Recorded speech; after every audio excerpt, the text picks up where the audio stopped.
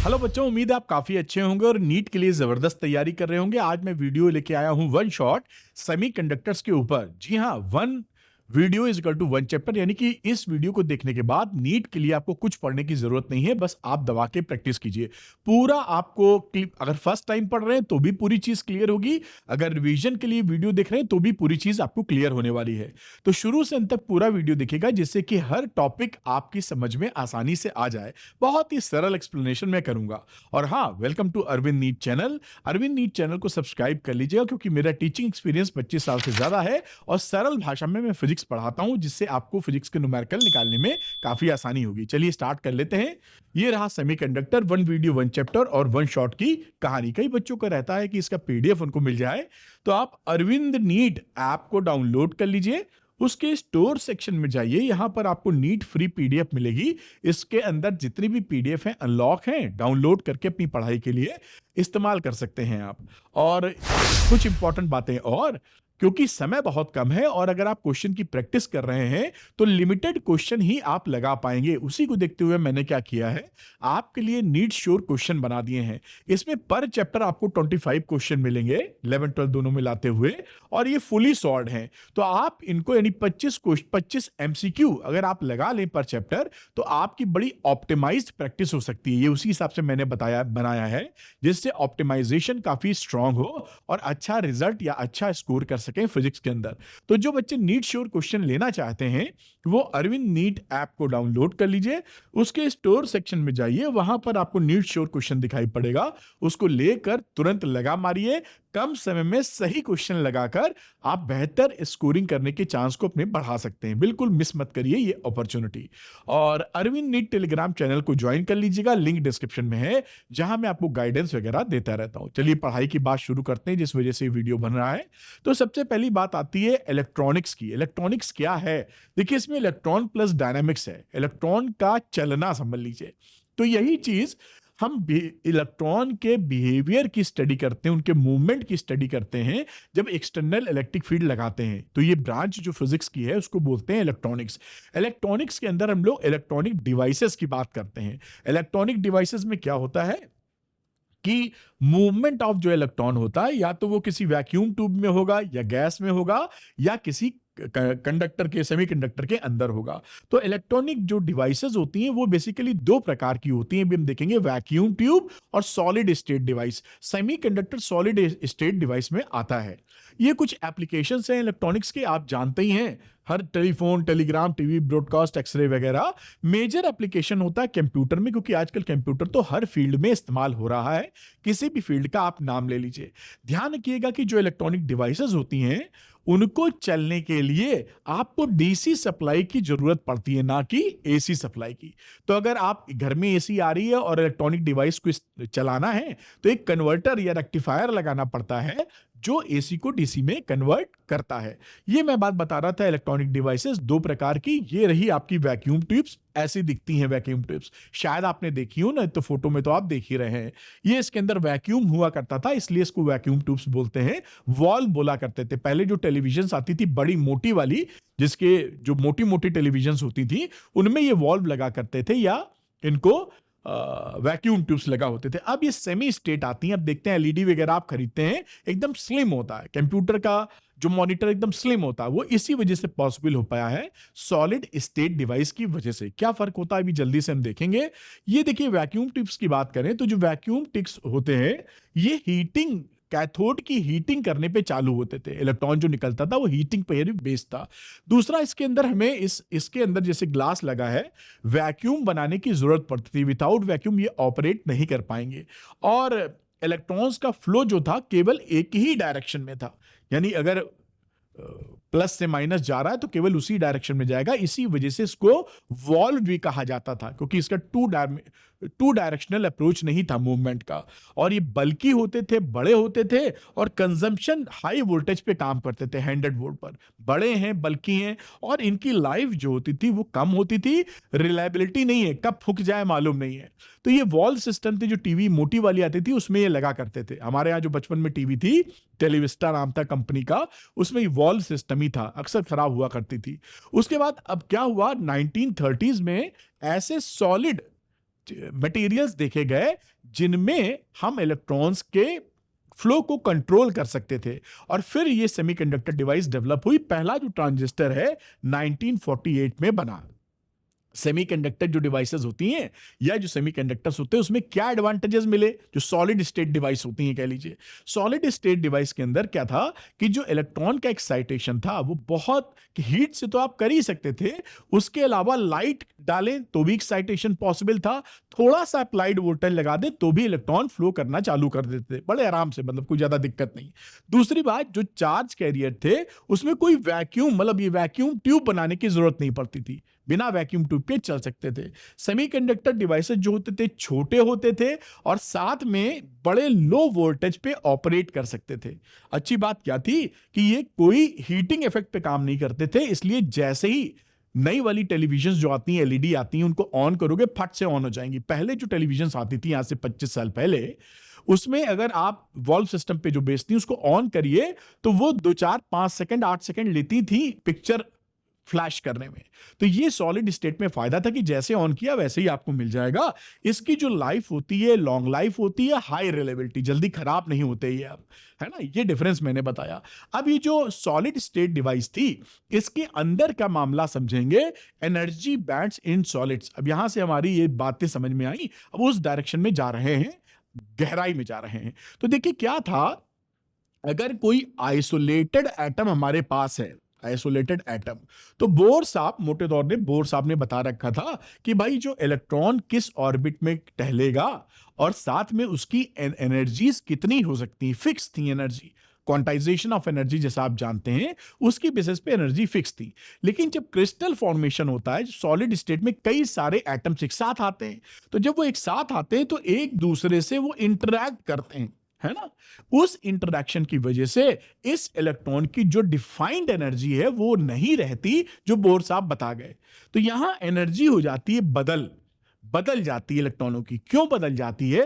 क्योंकि कई सारे एटम पास में एक दूसरे से इंटरैक्शन कर रहे होते हैं। अब उसी को देखते हुए क्या था, यही बात कही गई है।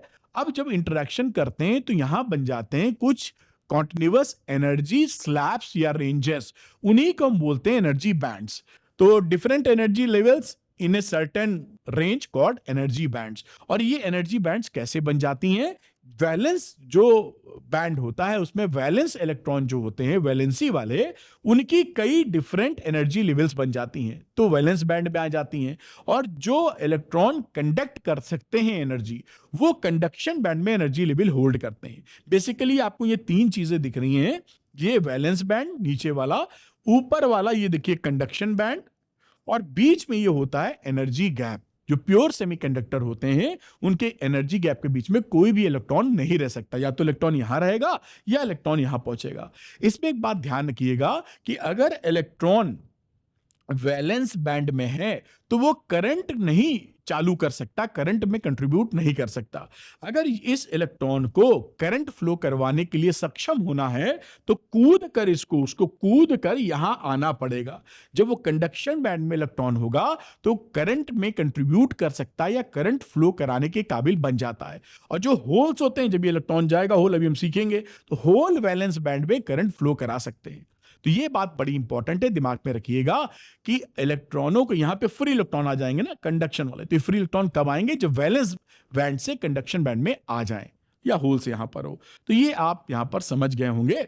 अब यहां पर क्या होता है, जो कंडक्शन बैंड का निचला स्तर होता है, minimum level of conduction band energy का, और maximum level of valence band, इनके बीच का जो डिफरेंस होता है उसे बोलते हैं फॉरबिडन एनर्जी गैप या एनर्जी गैप।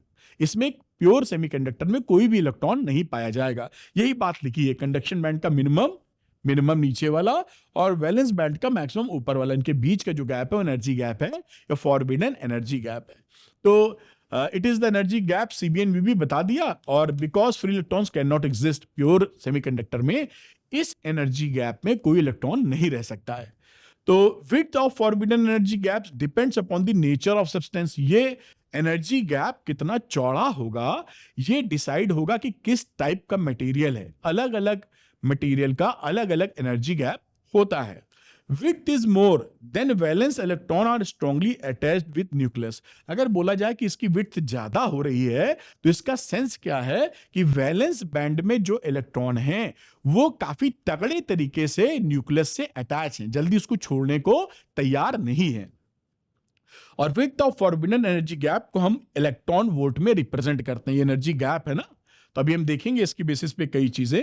और जब हम टेम्परेचर को बढ़ाते हैं तो ये जो एनर्जी गैप है स्लाइटली कम हो जाता है। अगर टेम्परेचर इंक्रीज करोगे तो फॉरबिडन एनर्जी गैप थोड़ा सा कम हो जाएगा। अब इसी बेसिस पे ना इस एनर्जी, इसे बोलते हैं एनर्जी बैंड थ्योरी।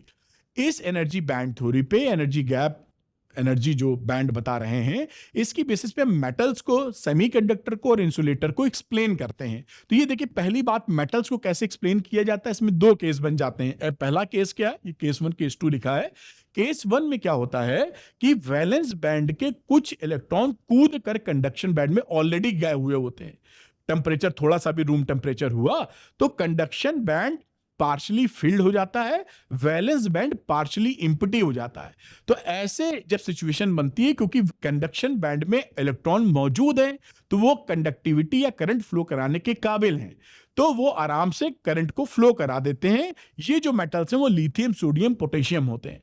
दूसरा कांड क्या हो सकता है कि एनर्जी गैप जो वैलेंस बैंड है और जो कंडक्शन बैंड है वो ओवरलैप कर जाए। ये देखिए यहां पर मैंने फोटो बनाई है, ये जो लाल रंग का ये वैलेंस बैंड था और ये जो था कंडक्शन बैंड। तो दोनों जो बैंड अलग अलग थे, ऐसे समझ लीजिए, वो एक दूसरे पर ओवरलैप कर गए हैं। जब ये ओवरलैप कर जाएंगे तो एनर्जी गैप लगभग 0 हो जाता है, क्योंकि एक के ऊपर एक चढ़ गए। जब एक के ऊपर ओवरलैप कर गए तो जो भी वैलेंस बैंड में इलेक्ट्रॉन थे वो कंडक्शन बैंड में मौजूद है, यानी आराम से करंट को फ्लो कराया जा सकता है। क्योंकि ये मैंने बताया था कि प्री रिक्विजिट क्या है कि इलेक्ट्रॉन को अगर कंडक्टिविटी या करंट फ्लो करानी है तो उसे कंडक्शन बैंड में होना होगा। तो यहां पर तो भैया कंडक्शन बैंड, वैलेंस बैंड एक दूसरे के ऊपर है, कोई कमी नहीं है। ये कौन से मेटल्स होते हैं? Magnesium, zinc. तो आप समझ पाए डिटेल में कि मेटल्स को एनर्जी बैंड थ्योरी के हिसाब से कैसे एक्सप्लेन करते हैं। दूसरी बात, इंसुलेटर्स की बात करते हैं। इंसुलेटर में क्या होता है कि ये एनर्जी गैप 3 इलेक्ट्रॉन वोल्ट से ज्यादा का होता है। अगर 3 इलेक्ट्रॉन वोल्ट से ज्यादा का गैप है तो यहां का इलेक्ट्रॉन जंप करके यहां नहीं पहुंच पाता। तो यहां पर जब इलेक्ट्रॉन कंडक्शन बैंड में मौजूद ही नहीं है तो किसी प्रकार की करंट फ्लो नहीं हो पाएगी। तो ये इंसुलेटर कहलाते हैं, करंट ही नहीं फ्लो हो रही है। जैसे डायमंड के लिए हम बात करें तो 6 इलेक्ट्रॉन वोल्ट का एनर्जी गैप होता है। तो डायमंड हमारा क्या हो गया? इंसुलेटर हो गया। उम्मीद है बात आप समझ पाए होंगे। अब आता है सेमीकंडक्टर, जिसको हम गहराई से समझते जा रहे हैं। सेमीकंडक्टर में एनर्जी जो गैप होता है वो 3 इलेक्ट्रॉन वोल्ट से कम होता है। तो 3, जैसे कि एग्जांपल के लिए ये भी याद रखिए कि जो जर्मेनियम है उसके लिए 0.2, कि जर्मेनियम के लिए 0.72 इलेक्ट्रॉन वोल्ट और सिलिकॉन के लिए 1.1 इलेक्ट्रॉन वोल्ट का एनर्जी गैप होता है। यहां लिखा होगा ये, ठीक। तो ये एनर्जी गैप देखिए 3 इलेक्ट्रॉन वोल्ट से कम है। 0.1 से लेकर 3 इलेक्ट्रॉन वोल्ट तक गैप रहता है। जर्मेनियम के लिए 0.72 इलेक्ट्रॉन वोल्ट, सिलिकॉन के लिए 1.1 इलेक्ट्रॉन वोल्ट। तो इस केस में जैसे ही टेम्परेचर आप बढ़ाते हैं, या रूम टेम्परेचर भी अच्छा खासा 300 केल्विन के आसपास है, यहां के कुछ इलेक्ट्रॉन कूद कर यहां अपने आप पहुंच जाते हैं। तो कम टेम्परेचर पे ये इंसुलेटर की तरह बिहेव करता है, 0 केल्विन पे कह लीजिए, और रूम टेम्परेचर या ज्यादा टेम्परेचर के ऊपर ये कंडक्शन शो करने लगता है, क्योंकि ये इलेक्ट्रॉन कूदकर कंडक्शन बैंड में मौजूद हो गए हैं। तो ये मेटल्स को, इंसुलेटर को या सेमीकंडक्टर्स को on the basis of energy band theory हम लोगों ने एक्सप्लेन किया, जो आपके लिए काफी इंपॉर्टेंट है। अब देखिए क्या होता है, हम सेमीकंडक्टर का करते हैं क्लासिफिकेशन। तो क्लासिफिकेशन केमिकल कंपोजिशन के बेसिस पे अगर कर रहे हैं, कई तरह के पैटर्न होते हैं, जैसे आप पढ़े होंगे classification on the basis of फलाना धमाका, बायो में भी खूब पढ़ते होंगे। तो क्लासिफिकेशन अगर हम केमिकल कंपोजिशन की बेसिस पे कर रहे हैं तो एलिमेंटल सेमीकंडक्टर होते हैं सिलिकॉन, जर्मेनियम। फिर कंपाउंड सेमीकंडक्टर 2 भागों में बांटे जाते हैं, इनऑर्गेनिक या ऑर्गेनिक। इनऑर्गेनिक में कैंडियम सल्फाइड या गैलीनियम आर्सेनाइड जो एलईडी में यूज होता है, और इसी तरीके से ऑर्गेनिक के कुछ नाम हैं जो आप याद कर सकते हैं। मॉडर्न डेज के जो सेमीकंडक्टर्स हैं उसमें अक्सर हम लोग एलिमेंटल सेमीकंडक्टर का इस्तेमाल करके उनको बनाते हैं। अभी हम वो थ्योरी भी देखने वाले हैं। अब देखिए इन सेमीकंडक्टर की प्रॉपर्टीज क्या होती है, हमारे लिए इतने मजेदार चीज क्यों हो गए? तो निगेटिव टेम्परेचर, इनका जो टेम्परेचर कोफिशिएंट होता है वो बेटा निगेटिव होता है। निगेटिव होने का क्या मतलब है? निगेटिव होने का मतलब है कि जैसे जैसे टेम्परेचर आप बढ़ाओगे इनका रेजिस्टेंस गिरता चला जाता है, कंडक्टिविटी बढ़ती चली जाती है। मेटल्स में क्या होता है? अल्फा पॉजिटिव होता है। मेटल में अगर आप टेम्परेचर बढ़ाते हो तो उसका रेजिस्टेंस बढ़ता है, और सेमीकंडक्टर में टेम्परेचर बढ़ाने पे रेजिस्टेंस घटता है, इसलिए अल्फा नेगेटिव बोला जा रहा है। टेम्परेचर बढ़ाने पे कंडक्टिविटी बढ़ जाएगी, रेजिस्टेंस घट जाएगा। क्रिस्टलाइन स्ट्रक्चर में कोवेलेंट बॉन्डिंग होती है जो एफसीसी पैटर्न में होती है। कंडक्शन प्रॉपर्टीज में change by adding in small impurities. ये जो प्योर सेमीकंडक्टर होते हैं, जैसा आपको पता भी होगा, सिलिकॉन, जर्मेनियम, इसमें जानबूझकर हम जो थोड़ी इंप्योरिटी ऐड कर देते हैं, जिसे डोपिंग का प्रोसेस बोलते हो, तो उससे कंडक्टिविटी या चार्ज कैरियर बहुत बढ़ जाते हैं। ये किया जा सकता है इसमें आराम से। पीरियोडिक टेबल में नॉर्मली 4th ग्रुप में ये पाए जाते हैं in general. Forbidden energy gap जो होता है 0.1 इलेक्ट्रॉन वोल्ट से लेकर 3 इलेक्ट्रॉन वोल्ट तक होता है, जो हमने बताया था एनर्जी गैप 0.1 से लेकर 3 इलेक्ट्रॉन वोल्ट तक। और चार्ज कैरियर इसके अंदर पाए जाते हैं इलेक्ट्रॉन एंड होल्स। इन दो चार्ज कैरियर के बेसिस पर हम इसको एक्सप्लेन करते हैं, इलेक्ट्रॉन एंड होल। और देयर आर मेनी सेमीकंडक्टर्स, लेकिन कुछ हैं जिनका प्रैक्टिकल एप्लीकेशन होता है। आपको बताया था कि जर्मेनियम के लिए जो एनर्जी गैप है वो 0.72 इलेक्ट्रॉन वोल्ट है, और सिलिकॉन की बात लिखी हुई है तो सिलिकॉन में होता है 1.1 इलेक्ट्रॉन वोल्ट का एनर्जी या फॉरबिडन एनर्जी गैप। तो उम्मीद है ये सेमीकंडक्टर की कुछ खासियत आप जान पाए होंगे। अब क्लासिफिकेशन करते हैं on the basis of source या on the basis of charge carriers. तो उसके दो सेमीकंडक्टर होते हैं, इंट्रिंसिक सेमीकंडक्टर और एक्सट्रिंसिक सेमीकंडक्टर। ये जो इंट्रिंसिक सेमीकंडक्टर होता है ये प्योर सेमीकंडक्टर होता है, इसमें इंप्योरिटी नहीं होती है। Silicon, germanium purest form of semiconductor. और एक्सट्रिंसिक क्या होता है? उसमें जानबूझकर हम लोग कुछ इंप्योरिटी ऐड कर देते हैं उसकी कंडक्टिविटी बढ़ाने के लिए। ये जानबूझकर जो इंप्योरिटी ऐड कर रहे हैं, इस प्रोसेस को ही हम बोलते हैं डोपिंग।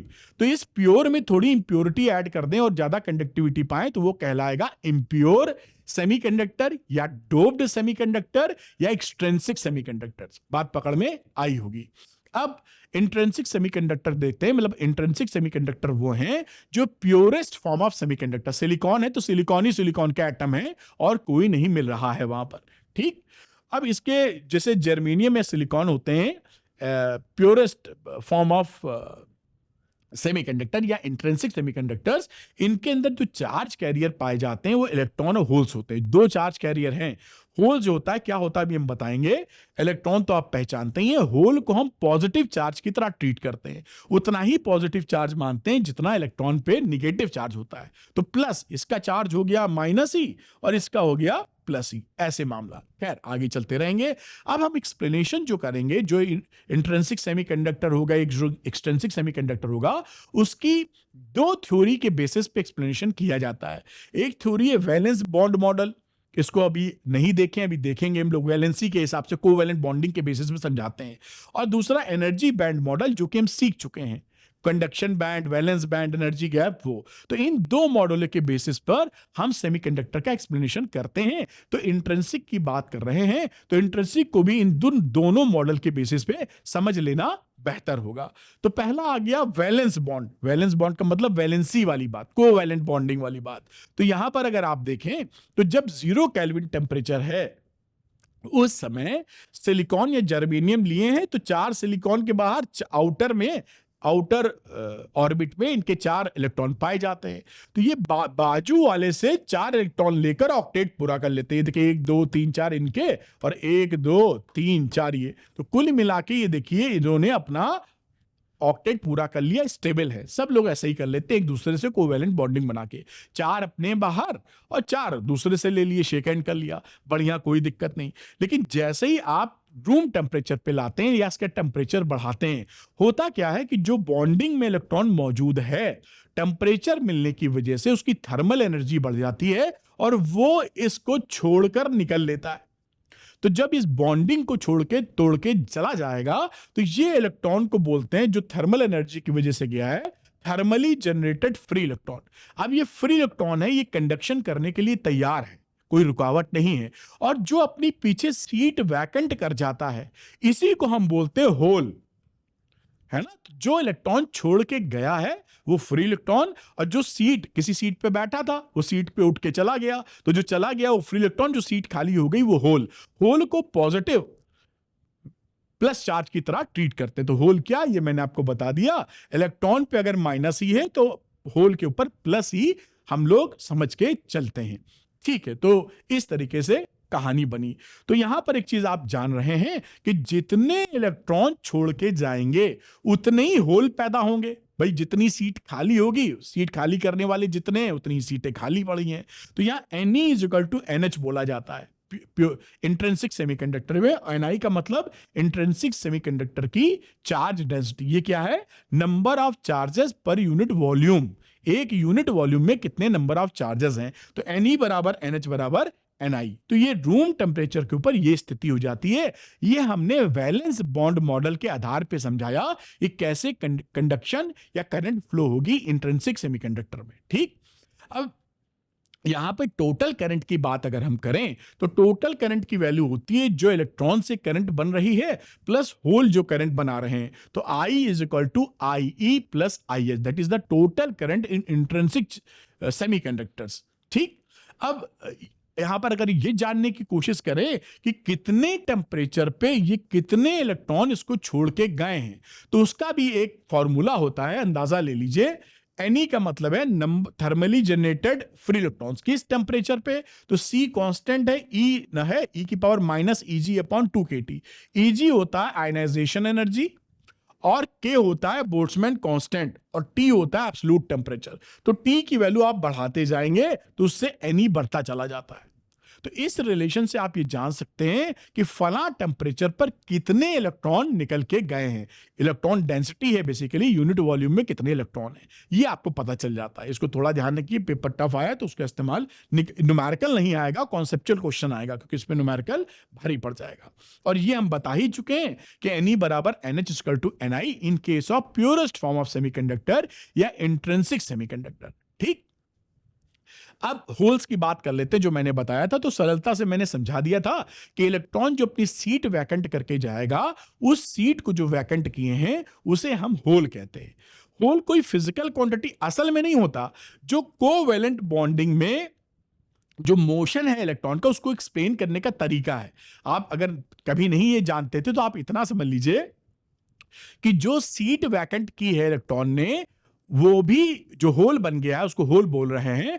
होल को हम पॉजिटिव चार्ज की तरह प्लस E की तरह ट्रीट करेंगे और इलेक्ट्रॉन तो प्लस माइनस E की तरह ट्रीट ही होता है। और होल कोई फिजिकल क्वांटिटी नहीं होती, असल में नहीं होता ये। ठीक, समझाने का चार्ज के मूवमेंट को समझाने का एक तरीका है जो कोवेलेंट बॉन्डिंग में मौजूद है। ज्यादा गहराई करेंगे तो शायद इस मौके पे आपको मजा समझने में दिक्कत हो जाए। होल की कुछ प्रॉपर्टीज की हम बात कर रहे हैं।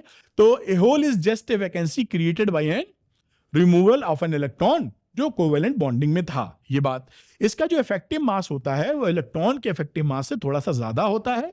इसकी मोबिलिटी कम होती है इलेक्ट्रॉन से। तो इलेक्ट्रॉन जब इलेक्ट्रिक फील्ड लगाएंगे तो जल्दी Vd बढ़ सकती है और इसकी उसी इलेक्ट्रिक फील्ड में Vd उतनी नहीं होती है, मोबिलिटी कम होती है। और इस पे जो पॉजिटिव चार्ज होता है प्लस E के बराबर, जितना इलेक्ट्रॉन पे उतना ही प्लस E है। ये बात यहां पर आप इसको मोटे तौर पे समझिए। यहां लिखा है फिजिकल चार्ज नहीं होता, फिजिकल क्वांटिटी ये नहीं है, दिस इज होल।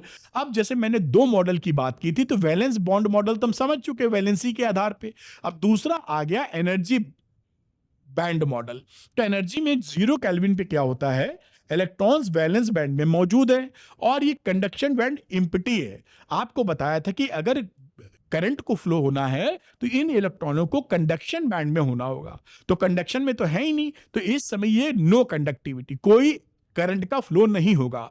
लेकिन जैसे ही टेम्परेचर 0 केल्विन से ज्यादा होगा, रूम टेम्परेचर कह दीजिए, कुछ इलेक्ट्रॉन कूदकर यहां चले जाएंगे, मतलब कंडक्शन बैंड में। तो कंडक्शन बैंड में इलेक्ट्रॉन चले गए तो ये करंट फ्लो कराने के काबिल हैं, तो करंट फ्लो होगी। और बताया था कि होल्स अगर वैलेंस बैंड में हैं तो वो भी करंट में कंट्रीब्यूट करते हैं। इसी वजह से करंट की वैल्यू इनकी वजह से IE और इनकी वजह से IH, ये टोटल करंट इंट्रिंसिक सेमीकंडक्टर में आपको मिल जाती है। ये जो मॉडल है एनर्जी बैंड के बेसिस पर है, इसलिए एनर्जी बैंड मॉडल इसको बोला जा रहा है। अब थोड़ा सा यहां पर समरी ले लेते हैं, फिर एक कदम आगे बढ़ते हैं। सेमीकंडक्टर इंट्रिंसिक के बारे में पूरी जानकारी ली, सिलिकॉन, जर्मेनियम। अब आएगा एक्सट्रिंसिक सेमीकंडक्टर। एक्सट्रिंसिक का क्या मतलब होता है कि ये प्योर फॉर्म में थोड़ी सी इंप्योरिटी मिला दो, तो जो इंप्योरिटी मिलाने का प्रोसेस है उसको कहते हैं डोपिंग। तो ये बन जाता है डोप्ड सेमीकंडक्टर या इंप्योर सेमीकंडक्टर। अगर डोपिंग कैसे की गई है उस पे बनते हैं पी टाइप या एन टाइप।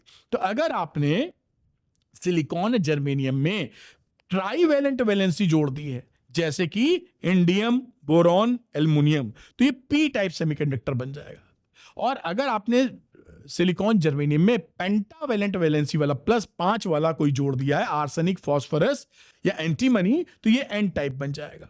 तो ये जो एक्सट्रिंसिक सेमीकंडक्टर हैं पी टाइप या एन टाइप होते हैं। एक बात ध्यान रखिएगा, आगे हम बताएंगे भी, पी टाइप का ये कतई मतलब नहीं कि एज ए होल ये सेमीकंडक्टर पॉजिटिवली चार्ज है, बच्चे गलती करते हैं। एन टाइप सेमीकंडक्टर का ये कतई मतलब नहीं है कि एज ए होल ये सेमीकंडक्टर नेगेटिवली चार्ज है। ये तीनों ही सेमीकंडक्टर इलेक्ट्रिकली न्यूट्रल होते हैं, कोई नेट चार्ज नहीं होता। ये ध्यान रखिएगा। अक्सर बच्चे सोचते हैं पी टाइप मतलब प्लस चार्ज, एन टाइप मतलब माइनस चार्ज, तो ये क्लैरिटी होनी जरूरी है। अब डोपिंग की बात करते हैं, तो डोपिंग क्या है? डोपिंग है डेलिब्रेट, मतलब जानबूझकर, deliberate addition of desirable impurity is called doping. Doping is the process. जैसे दूध, आजकल तो दूध लोग पैकेट का, हम लोग भी पैकेट का लेते हैं, अमूल का दूध लेते हैं। नॉर्मली कई जगहों में ऐसा होगा, ग्वाला देने आता होगा साइकिल पे सुबह या शाम, तो वो मान लीजिए दूध उसने ले रखा है और जानबूझ के पानी मिला रहा है, उतना ही पानी मिला रहा है जिससे जिसको दे रहा उसको पकड़ा ना जाए। तो वो डेलिब्रेट एफर्ट है, जानबूझकर इंप्योरिटी मिलाई पानी दूध के अंदर और इस तरह मिला रहा है कि पकड़ा ना जाए। उतना ही पानी, ये नहीं कि 1 लीटर दूध में 10 लीटर पानी तो पकड़ लिया जाएगा। वही कांड यहां हो रहा है। तो डोपिंग क्या है? दूध में पानी मिलाना। मतलब एक प्योर सेमीकंडक्टर में डेलिब्रेटली, जानबूझकर सुटेबल इंप्योरिटी मिलाना, जिससे उसकी कंडक्टिविटी काफी हाई हो जाए और हम उसको और बेहतर तरीके से इस्तेमाल कर सकें। तो ये डोपिंग हो गया। जो इंप्योरिटी मिलाते हो उसको बोलते हो डोपेंट। पानी, दूध में पानी जो मिला रहे हो वो डोपेंट है।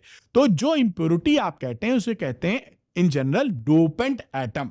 अच्छा, अब ये मैंने समझा दिया था आपको कि एक्सट्रिंसिक सेमीकंडक्टर 2 प्रकार के, पी टाइप, एन टाइप।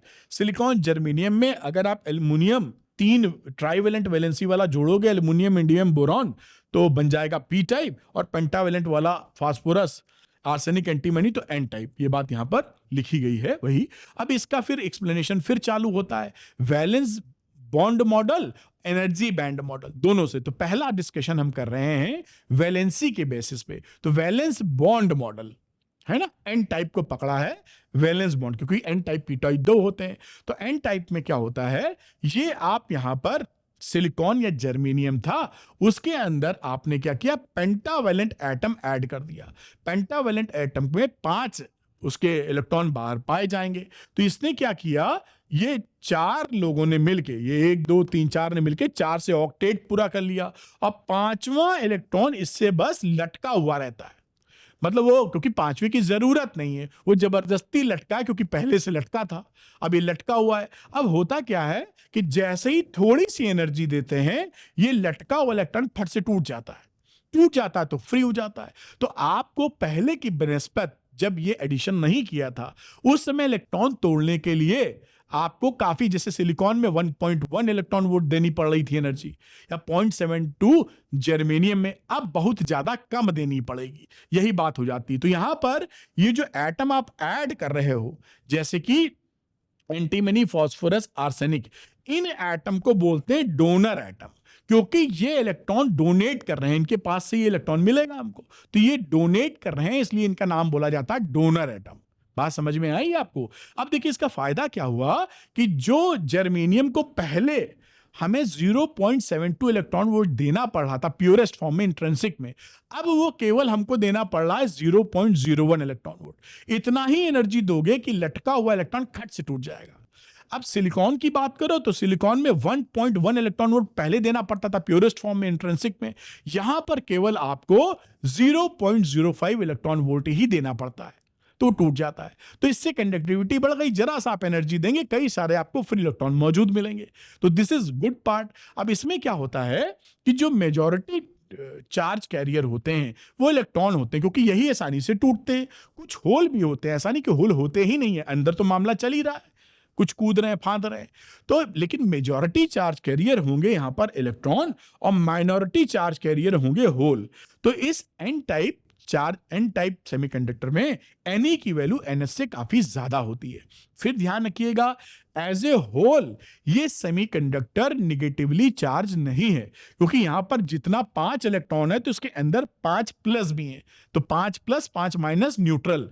तो ये जो एन टाइप सेमीकंडक्टर है वो इलेक्ट्रिकली न्यूट्रल है अभी भी एज ए होल। ठीक, अब आता है valence band model, energy band model. Energy band में क्या था, अब यहां एक इंटरेस्टिंग बात होती है जो हम पढ़ रहे थे इंट्रिंसिक सेमीकंडक्टर में, उसमें एनर्जी गैप में कोई इलेक्ट्रॉन नहीं रह सकता था।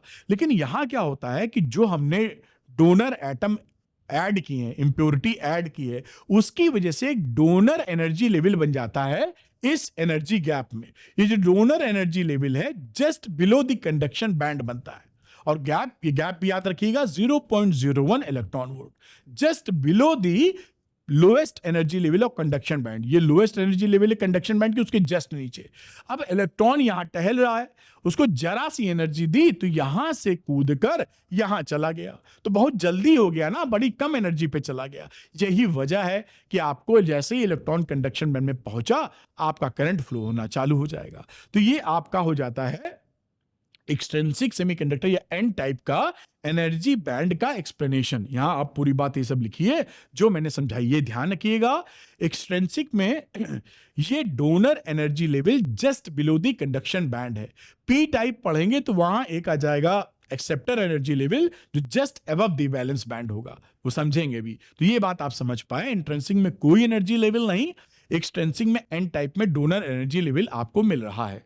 अब हम पी टाइप की बात करते हैं, तो पी टाइप में क्या होता है, सिलिकॉन एंड जर्मेनियम के अंदर ट्राईवैलेंट वैलेंसी वाले इंडियम, बोराम, एल्युमिनियम को हम ऐड कर देते हैं। तो यहां जब ऐड करोगे तो ये इनके पास बाहर 3 ही इलेक्ट्रॉन था, तो इस 3 ने बाकी लोगों से बॉन्डिंग की, तो 4 बाहर से लिए, 3 अपने दिए, तो 7 ही हो पाए, एक की सीट खाली रह गई। ये जो सीट खाली है ये होल है जिसकी हम बातचीत कर रहे थे। होल क्या करता है, पॉजिटिव नेचर होने की वजह से इलेक्ट्रॉन को आकर्षित करता है। तो ये होल क्या करेगा, ये बेसिकली क्या करेगा, इलेक्ट्रॉन को एक्सेप्ट करेगा, इसलिए इसको बोलते हैं एक्सेप्टर एटम, क्योंकि होल क्या करेगा, इलेक्ट्रॉन एक्सेप्ट करेगा। और आपने क्या किया है, सिलिकॉन, जर्मेनियम में यहां पर 3 वैलेंसी वाले एल्युमिनियम है, इंडियम, बोरान है, उनको ऐड किया है जिससे कि काम हो पाए। तो आप समझ पाए होंगे। जैसे ही आप क्या करते हैं, यहां पर टेम्परेचर जैसे बढ़ाते हैं तो ये यहां पर आप देख रहे हैं कि ये इलेक्ट्रॉन कूदकर इस होल में आ जाएगा, तो आपको मेजॉरिटी चार्ज कैरियर ये होल्स ही मिलते हैं। तो इलेक्ट्रॉन्स माइनॉरिटी चार्ज कैरियर हैं, मेजॉरिटी चार्ज कैरियर यहां पर होल हैं। ये किसकी हम बात कर रहे हैं, पी टाइप। यहां फिर ध्यान रखिएगा कि टोटल एज ए होल ये इलेक्ट्रिकली न्यूट्रल है, ठीक, प्लस 3 अंदर था और 3 इलेक्ट्रॉन बाहर हैं अपने, तो इसलिए इलेक्ट्रिकली न्यूट्रल है।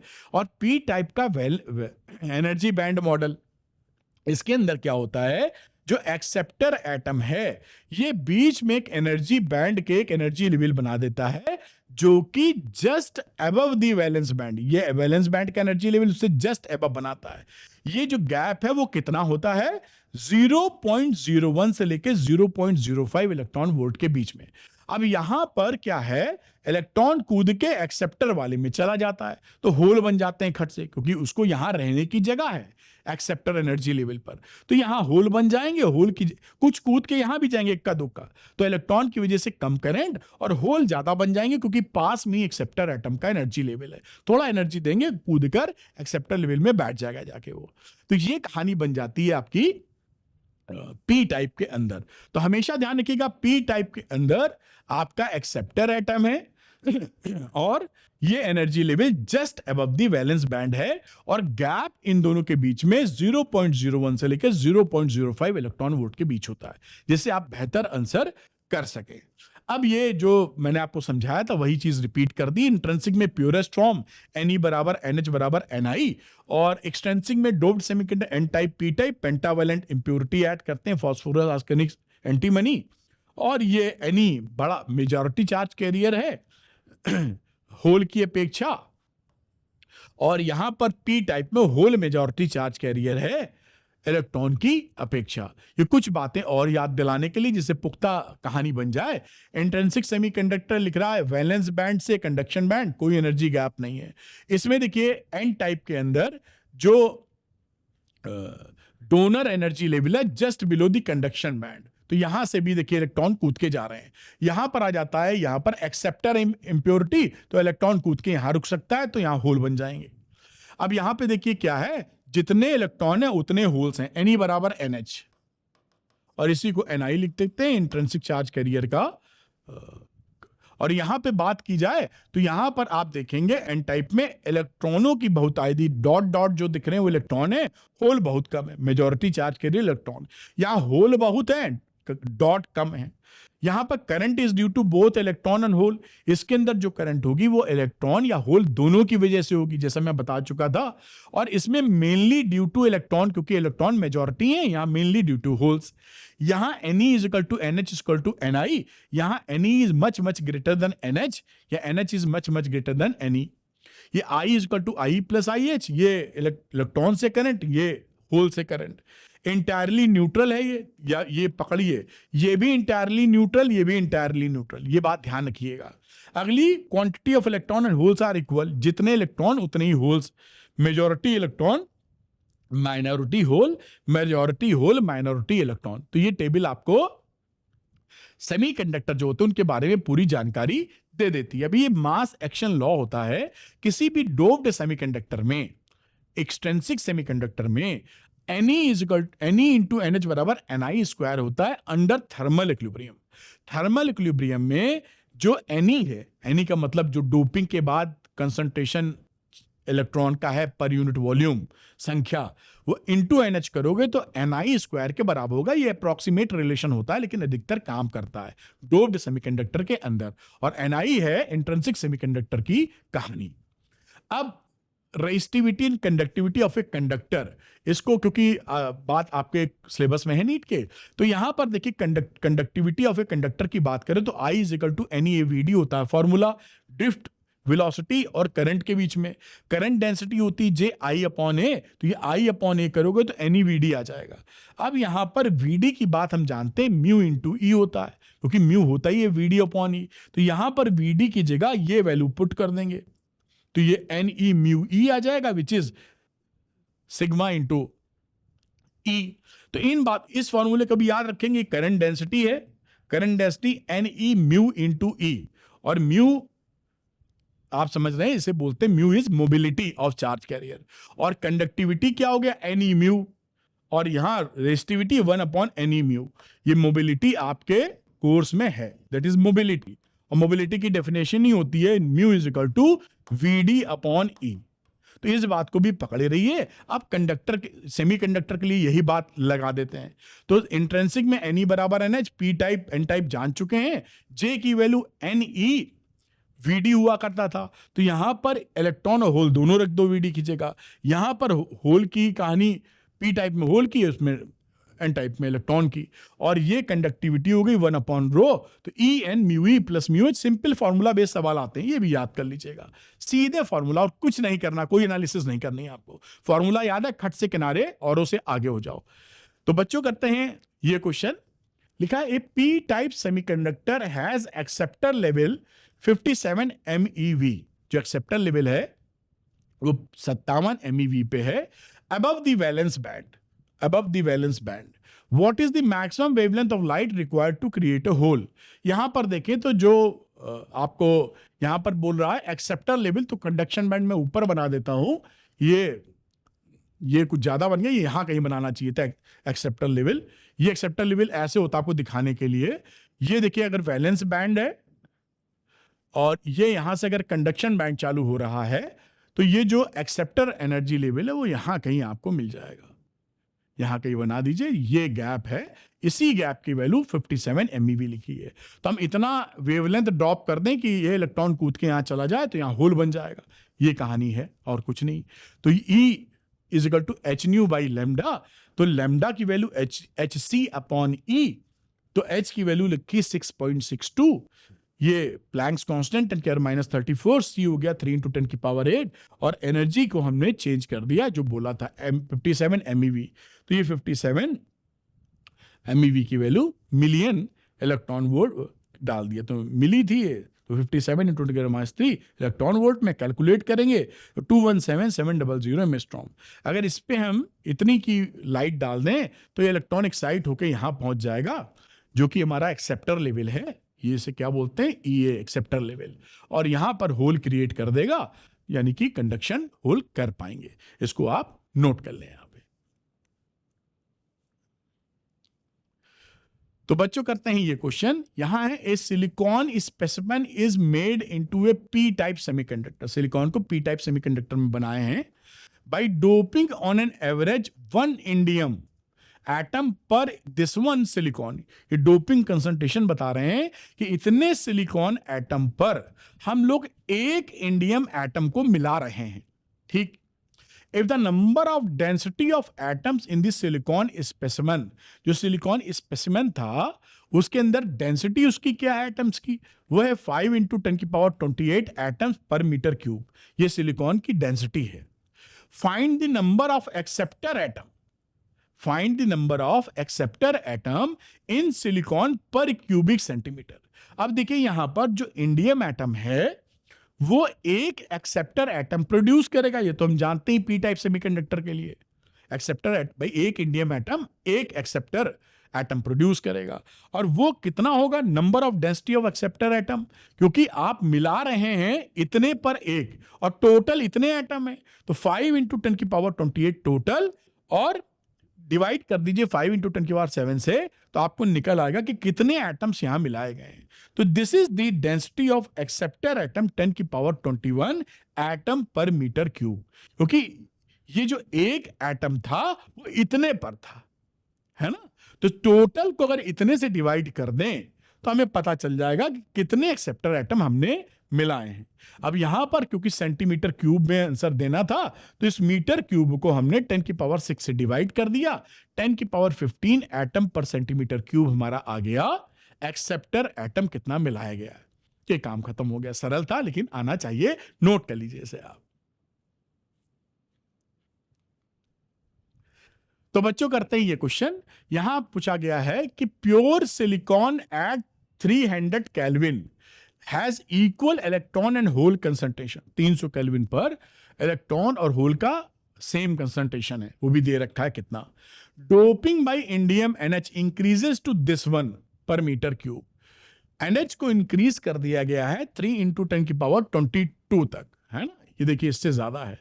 कैलकुलेट करना Ne डोप्ड Si के अंदर, तो हम जानते हैं for a doped semiconductor under thermal equilibrium हमारा मास एक्शन लॉ काम करता है, यानी Ne × NH = Ni का स्क्वायर।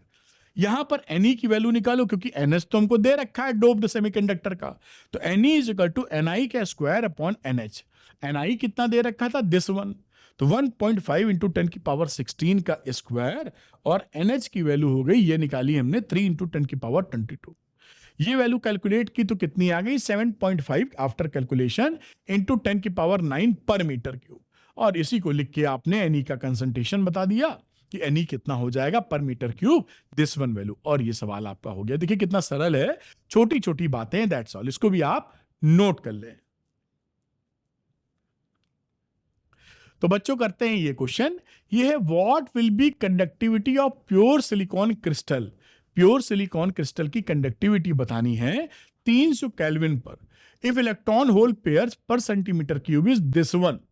इलेक्ट्रॉन होल जो पेयर है वो है पर सेंटीमीटर क्यूब दे रखा है, वैल्यू दे रखी है।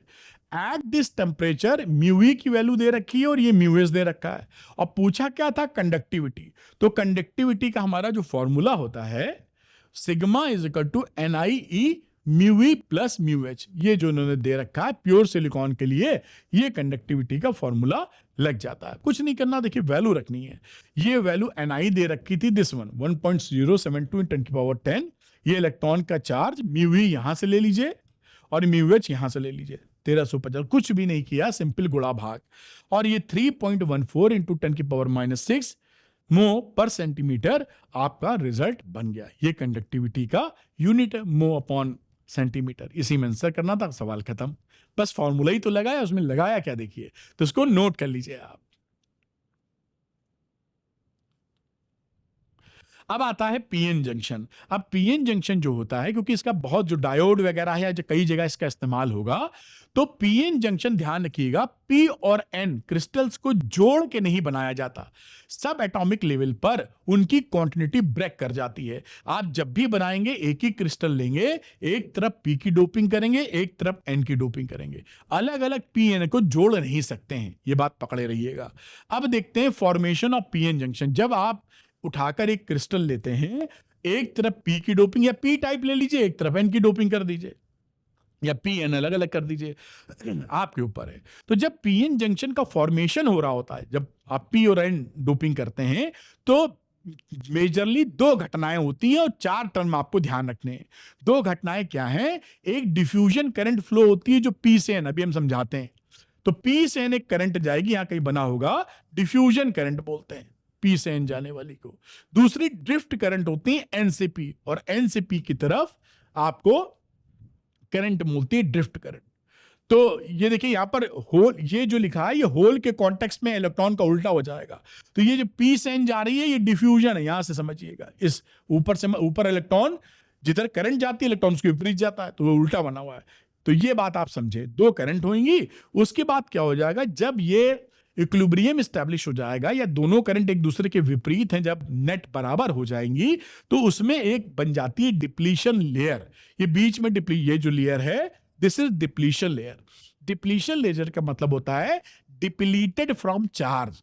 डिप्लीट का मतलब खत्म हो जाना। तो यहां देखिए कोई चार्ज मौजूद नहीं है। अब आपको ऐसा लग सकता है कि अरे ये चार्ज दिख तो रहे हैं सर, ये जो चार्ज है वो चार्ज नहीं है, ये आयंस हैं, ये इमोबाइल आयंस हैं, ये चल नहीं सकते हैं तो प्लस, लेकिन ये इमोबाइल है, चल नहीं सकता, तो हमारे किसी काम के लिए नहीं है, तो इनको चार्ज हम नहीं मानते, क्योंकि चली चार्ज का काम है, चले तो हमारे किसी काम आए। तो ये जो रीजन है वो डिप्लीटेड रीजन है, depleted from charge, depletion layer. और उसके बाद एक टर्म और आता है बैरियर पोटेंशियल। यहां पर ये जो आयन पॉजिटिव वाले हैं, ये प्लस से माइनस की तरफ एक इलेक्ट्रिक फील्ड डेवलप कर देते हैं, एक बैरियर पोटेंशियल उस डायरेक्शन में डेवलप करते हैं, जो स्पीड ब्रेकर का काम करता है।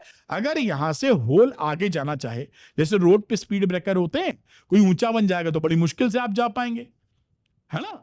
तो यही कहानी है। ये 4 टर्मिनोलॉजी आपको ध्यान रखनी है, कैसे बनते हैं ये हम बताने जा रहे हैं आपको। Diffusion, drift, the main current, और depletion region and barrier potential. अच्छा, बैरियर पोटेंशियल को एक फिक्शियस बैटरी की तरह भी समझा जाता है, कि पॉजिटिव टर्मिनल यहां है, नेगेटिव यहां। तो ये कई किताबों में फिक्शियस बैटरी की तरह समझाने की कोशिश होती है। अब देखिए शुरू में पी टाइप एन टाइप थे। पी टाइप में क्या होता है, होल मेजॉरिटी चार्ज कर रही है, ये होल है, होल को हम प्लस ट्रीट कर रहे हैं, इसके साथ वाला जो आयन है उसको हम माइनस लिख देंगे, तो ये माइनस और प्लस मिलकर न्यूट्रल हो गया। और ये जो माइनस बड़े बड़े दिख रहे हैं, ये चल नहीं सकते, ये आयंस हैं, ये पूरा एटम ही है, समझ लीजिए, बस होल ही निकल के गया है। ये इसका उल्टा, इलेक्ट्रॉन मेजॉरिटी चार्ज कह रही है ना, ये आयंस हैं, तो इसको इलेक्ट्रॉन लिखोगे, इसे लिख दोगे डोनर आयंस, प्लस माइनस मिलके बराबर हो गया। अब ये जैसे ही आप रखते हो, ये होल क्या करता है, क्योंकि इलेक्ट्रॉन को पसंद करता, होल पे पॉजिटिव चार्ज ट्रीट कर रहे हैं, इलेक्ट्रॉन पे माइनस, तो होल यहां पर क्या करेगा, डिफ्यूज करना चालू कर देता है, मतलब इलेक्ट्रॉन की तरफ जाने लगता है ड्यू टू अट्रैक्शन। तो ये शुरू होती है आपकी डिफ्यूजन करंट। जिधर पॉजिटिव चार्ज चलता है उससे ही करंट की डायरेक्शन पकड़ते हो। होल को आप प्लस माने हुए हो, तो होल ऐसे चल रहा है पी से एन की तरफ, तो डायरेक्शन ऑफ डिफ्यूजन करंट क्या है, पी से एन की तरफ। अब जैसे जैसे ये करंट, शुरुआत में डिफ्यूजन करंट ज्यादा रहती है, लेकिन जैसे ये प्रोसेस होता है, अगली घटना सामने आती है। अब क्या होता है कि जैसे ये होल इस इलेक्ट्रॉन से मिल गया, तो वो न्यूट्रलाइज हो गया, प्लस माइनस। अब ये जो आयन बना, ध्यान से देखो, मैं व्हाइट कलर लेता हूं, आयन बना, ये आयन प्लस से माइनस की तरफ एक इलेक्ट्रिक फील्ड डेवलप कर देगा। ये इलेक्ट्रिक फील्ड क्या करेगा कि जो यहां पर होल्स हैं उनको इधर आने से रोकेगा, क्योंकि इलेक्ट्रिक फील्ड की दिशा में पॉजिटिव चार्ज उसी डायरेक्शन में लगता है। या आप कह दीजिए जो इलेक्ट्रॉन है उनको वापस इलेक्ट्रिक फील्ड की विपरीत दिशा में खींच के फेंक देगा, यानी कि इलेक्ट्रॉन, होल्स किधर जाएंगे, अब देखिए ये इलेक्ट्रॉन इलेक्ट्रिक फील्ड है, तो होल जाएंगे इसकी ऐसे दिशा में, ये होल, ये देखिए होल ऐसे जा रहा है ना। तो इसे ये डेवलप करती है ड्रिफ्ट करंट। तो ये ड्रिफ्ट करंट किधर से किधर हो गई, एन से पी की तरफ, एन से पी की तरफ। एक करंट है पी से एन की तरफ जिसका नाम है डिफ्यूजन करंट, एक करंट है एन से पी की तरफ जिसका नाम है ड्रिफ्ट करंट। शुरुआत में डिफ्यूजन करंट ज्यादा होती है, उसके बाद धीरे धीरे ड्रिफ्ट करंट काफी तेजी से बढ़ती है और थोड़ी देर में दोनों एक दूसरे के अपोजिट इक्वल हो जाती हैं, तब हम बोलते हैं नेट करंट जीरो है। शुरू में डिफ्यूजन ज्यादा और उसके बाद तेजी से ड्रिफ्ट बढ़ेगी। जब दोनों की करंट की वैल्यू बराबर हो जाती है, दोनों अपोजिट है बराबर हो जाती हैं, तो नेट करंट जीरो हो जाती है। उस समय ये बन जाता है डिप्लीशन रीजन। डिप्लीशन रीजन में देखिए यहां होल और इलेक्ट्रॉन आपको नहीं दिखाई पड़ रहे हैं, डिप्लीटेड फ्रॉम चार्ज, ये आयन दिखाई पड़ रहे हैं जो चल नहीं सकते हैं, और बैरियर पोटेंशियल प्लस से माइनस की तरफ बैरियर पोटेंशियल बन गया। तो ये पूरा फॉर्मेशन है आपका पीएन जंक्शन का। तो ये डिप्लीशन रीजन है, बाकी बातें आपने समझी, आगे समझने की कोशिश जारी रखते हैं। अब ये देखिए पीएन जंक्शन में सेमीकंडक्टर डायोड सिंबल क्या होता है। तो ये असल में पीएन जंक्शन है, यहां पे मेटेलिक कांटेक्ट होता है, एनसीईआरटी की ही फोटो है, और यहां पर डिप्लीशन रीजन बीच में दिख रही, इनको आप अटैच कर देते हैं जिस भी सर्किट में लगाना है। इसका सिंबल इस टाइप से होता है, ये एरो दिख रहा है ना, तो नॉर्मली पी से एन की तरफ करंट फ्लो होती है, तो एरो उधर ही लगा दिया। तो ये एरो क्या दिखा रहा है, इस तरफ करंट फ्लो होनी चाहिए। तो ये पीएन जंक्शन का एरो जिस डायरेक्शन में पी से एन की तरफ, पी से एन की तरफ लगा दिया। अब इक्विलिब्रियम में बता चुका हूं ये पूरी कहानी। ये डिप्लीशन रीजन का चौड़ाई है, डिस्टेंस कम होगी ज्यादा होगी आगे देखेंगे। और बैरियर पोटेंशियल किधर है, इस डायरेक्शन में इलेक्ट्रिक फील्ड या बैरियर पोटेंशियल है। ये स्पीड ब्रेकर दिखाया गया है कि बैरियर पोटेंशियल की कितनी हाइट है। अगर ये बैरियर पोटेंशियल ज्यादा है तो इसका ये मतलब है कि होल, यहां से होल इसको क्रॉस करने में लाले लग जाएंगे। ये होल मेजॉरिटी चार्ज कैरियर मान लीजिए होल है इधर, और अपोजिट डायरेक्शन में इलेक्ट्रिक फील्ड है, तो इसको पार करने में लाले लग जाएंगे। ये बात हो गई आप स्पीड ब्रेकर का काम, बाकी आप समझ ही रहे हैं यहां पर। अब देखिए आगे चलते हैं, वर्किंग ऑफ पीएन जंक्शन। तो अब जो ये पीएन जंक्शन बना है, अगर इसको फॉरवर्ड बाइसिंग करते हैं, बाइसिंग करने का क्या मतलब होता है, एक्सटर्नल पोटेंशियल डिफरेंस लगाना, इसे बोलते हैं बाइसिंग करना, फिजिक्स में कोई बड़ी बात नहीं है। फॉरवर्ड बाइसिंग का क्या मतलब है, सिंपलेस्ट बात करें तो हम पी टर्मिनल को प्लस से और एन टर्मिनल को माइनस से अटैच कर देते हैं। अब इसको थोड़ा और अच्छे से समझें तो कुल मिला के ये होना चाहिए, पी वाला टर्मिनल हायर पोटेंशियल पे देन एन वाले टर्मिनल के। पी का पोटेंशियल ज्यादा होगा, एन से पॉजिटिव होगा या ज्यादा होगा, और एन का कम होगा। तो ऐसी सिचुएशन जब बने, ऐसा आप पोटेंशियल डिफरेंस लगाएं, तो उसे बोलते हैं फॉरवर्ड बाइसिंग। हमेशा ध्यान रखिएगा, फॉरवर्ड बाइसिंग में ये आप एक्सटर्नल पोटेंशियल लगाएं जिसका डायरेक्शन ये देखिए, बैटरी लगाएं ना पी को प्लस से ऐसे, और बैरियर पोटेंशियल उसके अपोजिट है। तो ये जो एक्सटर्नल अप्लाइड वोल्टेज है वो बैरियर पोटेंशियल की विपरीत दिशा में लगता है। अच्छा, अब इससे होगा क्या, तो फॉरवर्ड बाइसिंग में क्या होता है, जो बैरियर पोटेंशियल है वो घट जाता है। ये देखिए वीबी है ना, वीबी जो था वो ऐसे था और वी ऐसे लगाया, तो जो स्पीड ब्रेकर है वो कमजोर पड़ जाएगा ड्यू टू दिस वी, और वी अगर ज्यादा हो गया तो इसको पंचर कर देगा, मतलब हैवी हो जाएगा, है ना, तो आराम से मेजॉरिटी जाने लगेंगे। तो जो यहां पर दिखाते हैं कि जो बैरियर पोटेंशियल है वो घट जाता है। इसका ये फोटो बना है, ये बैरियर पोटेंशियल था वी नॉट, अब आपने जो वी लगा दिया, ये अब सेकंड वाला v not minus v barrier potential निकल आया, घट गया पहले से। Width of depletion region decrease कर जाती है फॉरवर्ड बाइसिंग में, इसकी जो चौड़ाई है वो कम हो जाती है डिप्लीशन रीजन की। दूसरी, effective resistance across PN junction कम हो जाता है। फॉरवर्ड बाइसिंग में आपका मेजॉरिटी चार्ज कैरियर आसानी से जा सकते हैं, ठीक। करंट मिलती है मिली एम्पियर में, ये भी बड़ा इंपॉर्टेंट है, करंट जो मिलेगी वो मिली एम्पियर में, क्योंकि रिवर्स बाइसिंग में ये माइक्रो एम्पियर में आती है, इसलिए फर्क करना जरूरी है। अब आती है रिवर्स बाइसिंग। रिवर्स बाइसिंग में क्या होता है, पी वाले को नेगेटिव से एन वाले को पॉजिटिव से, उल्टा, पी को माइनस एन को प्लस से। या आप कह दीजिए कि जो पोटेंशियल डिफरेंस है, पोटेंशियल है पी का एन से कम होता है, ये मैंने लिख दिया है कि पी हमारा लोअर साइड पे पोटेंशियल होगा, एन हायर साइड पे, उल्टा होगा। तो इस दशा में क्या होगा कि आपका रिवर्स बाइसिंग हो जाएगी। रिवर्स बाइसिंग में क्या होता है कि आपका जो एक्सटर्नल अप्लाइड वोल्टेज है वो उसी डायरेक्शन में हो जाता है जिस डायरेक्शन में बैरियर पोटेंशियल है। देखिए प्लस इधर है ना, तो दोनों एक ही डायरेक्शन में हो जाएंगे, तो स्पीड ब्रेकर और बढ़ जाएगा। तो मेजॉरिटी चार्ज कैरियर पी से एन की तरफ होल्स जा ही नहीं पाएंगे। तो यही कांड होता है, पोटेंशियल बैरियर हमारा बढ़ जाता है। पोटेंशियल बैरियर पहले वी नॉट था, उसी डायरेक्शन में लग गया, अब वी नॉट प्लस वी हो गया। तो पोटेंशियल बैरियर विल इंक्रीज और increasing the width of depletion reason. ये जो डिप्लीशन रीजन है इसकी चौड़ाई आपकी बढ़ जाती है।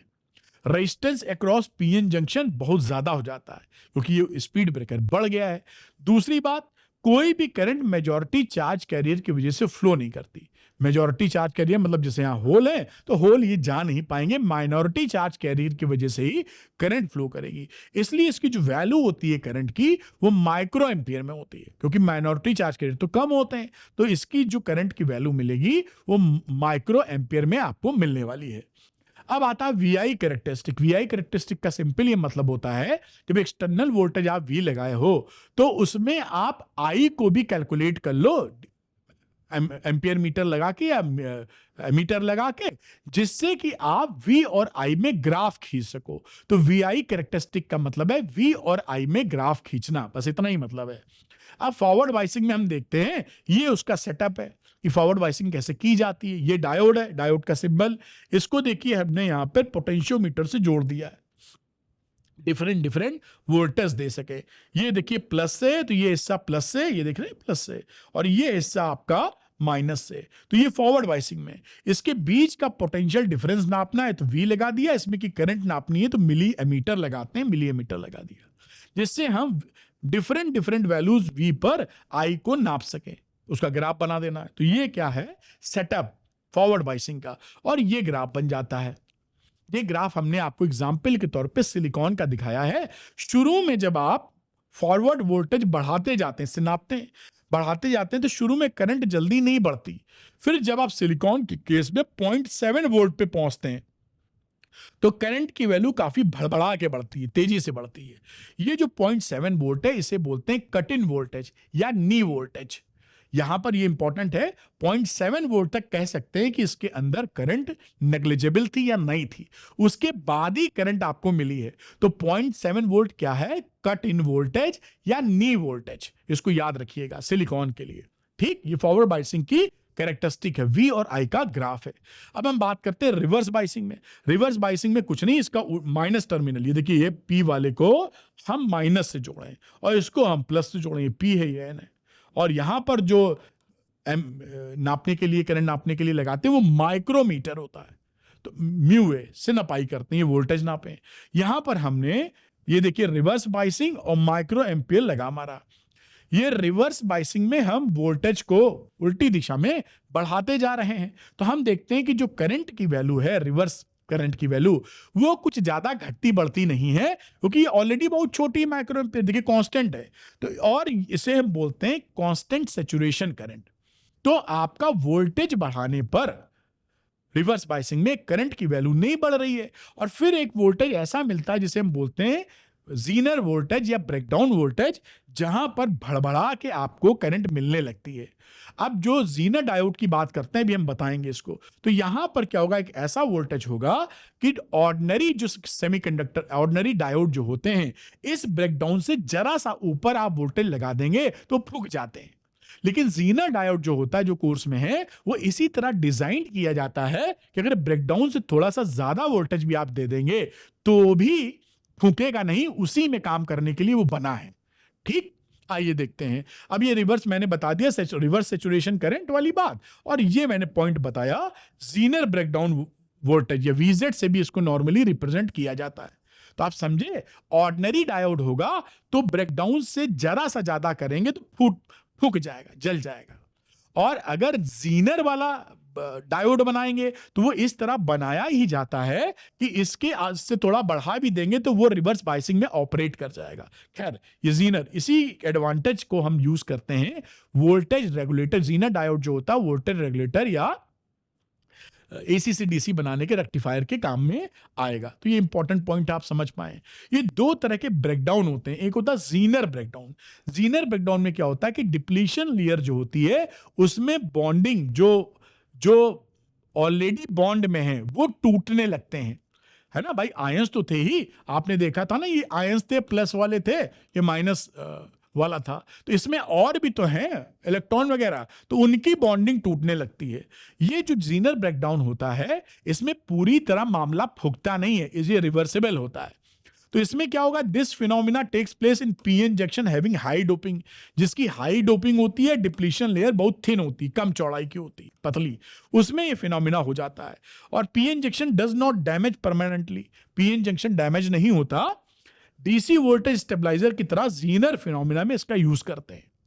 तो ये है जीनर ब्रेकडाउन। दूसरा और एवलांचे ब्रेकडाउन, इसमें क्या होता है कि बाकी जो चार्जेस और हैं इधर वाले भी, उनके माइनॉरिटी चार्ज कैरियर, मान लीजिए यहां से होल टूटा या इलेक्ट्रॉन टूटा, जो भी है वो टूटा और भड़बड़ करके लड़ने लगे आपस में, बाढ़ आ गई, तो उसमें क्या होता है कि इतना तगड़ा आप इलेक्ट्रिक फील्ड, ये किसमें होता है, जहां पर थिक डिप्लीशन लेयर होती है या लो डोपिंग होती है, इतना ज्यादा इलेक्ट्रिक फील्ड रिवर्स का लगा दिए हैं कि सारे जो चार्जेस में से बहुत सारे चार्जेस में माइनॉरिटी चार्ज कैरियर टूट के दूसरों से लड़ने शुरू हो गए, लड़ेंगे तो उनको भी माइनस कर देंगे। तो इस केस में वैलेंशियस ब्रेकडाउन में आपका पीएन जंक्शन फूक जाता है, खराब हो जाता है। यहां से भी ये टूटे, फिर जिनसे लड़े उनको भी तोड़ा, टूट फूट मच गई। तो जो प्रॉपर्टी है डायोड की कि हम कंट्रोल कर सकें इलेक्ट्रॉन के मूवमेंट को, फ्लो को, वो खत्म हो जाती है, वो एकदम कंडक्टर की तरह चलने लगता है, भड़बड़ा आगे सब जा रहे हैं।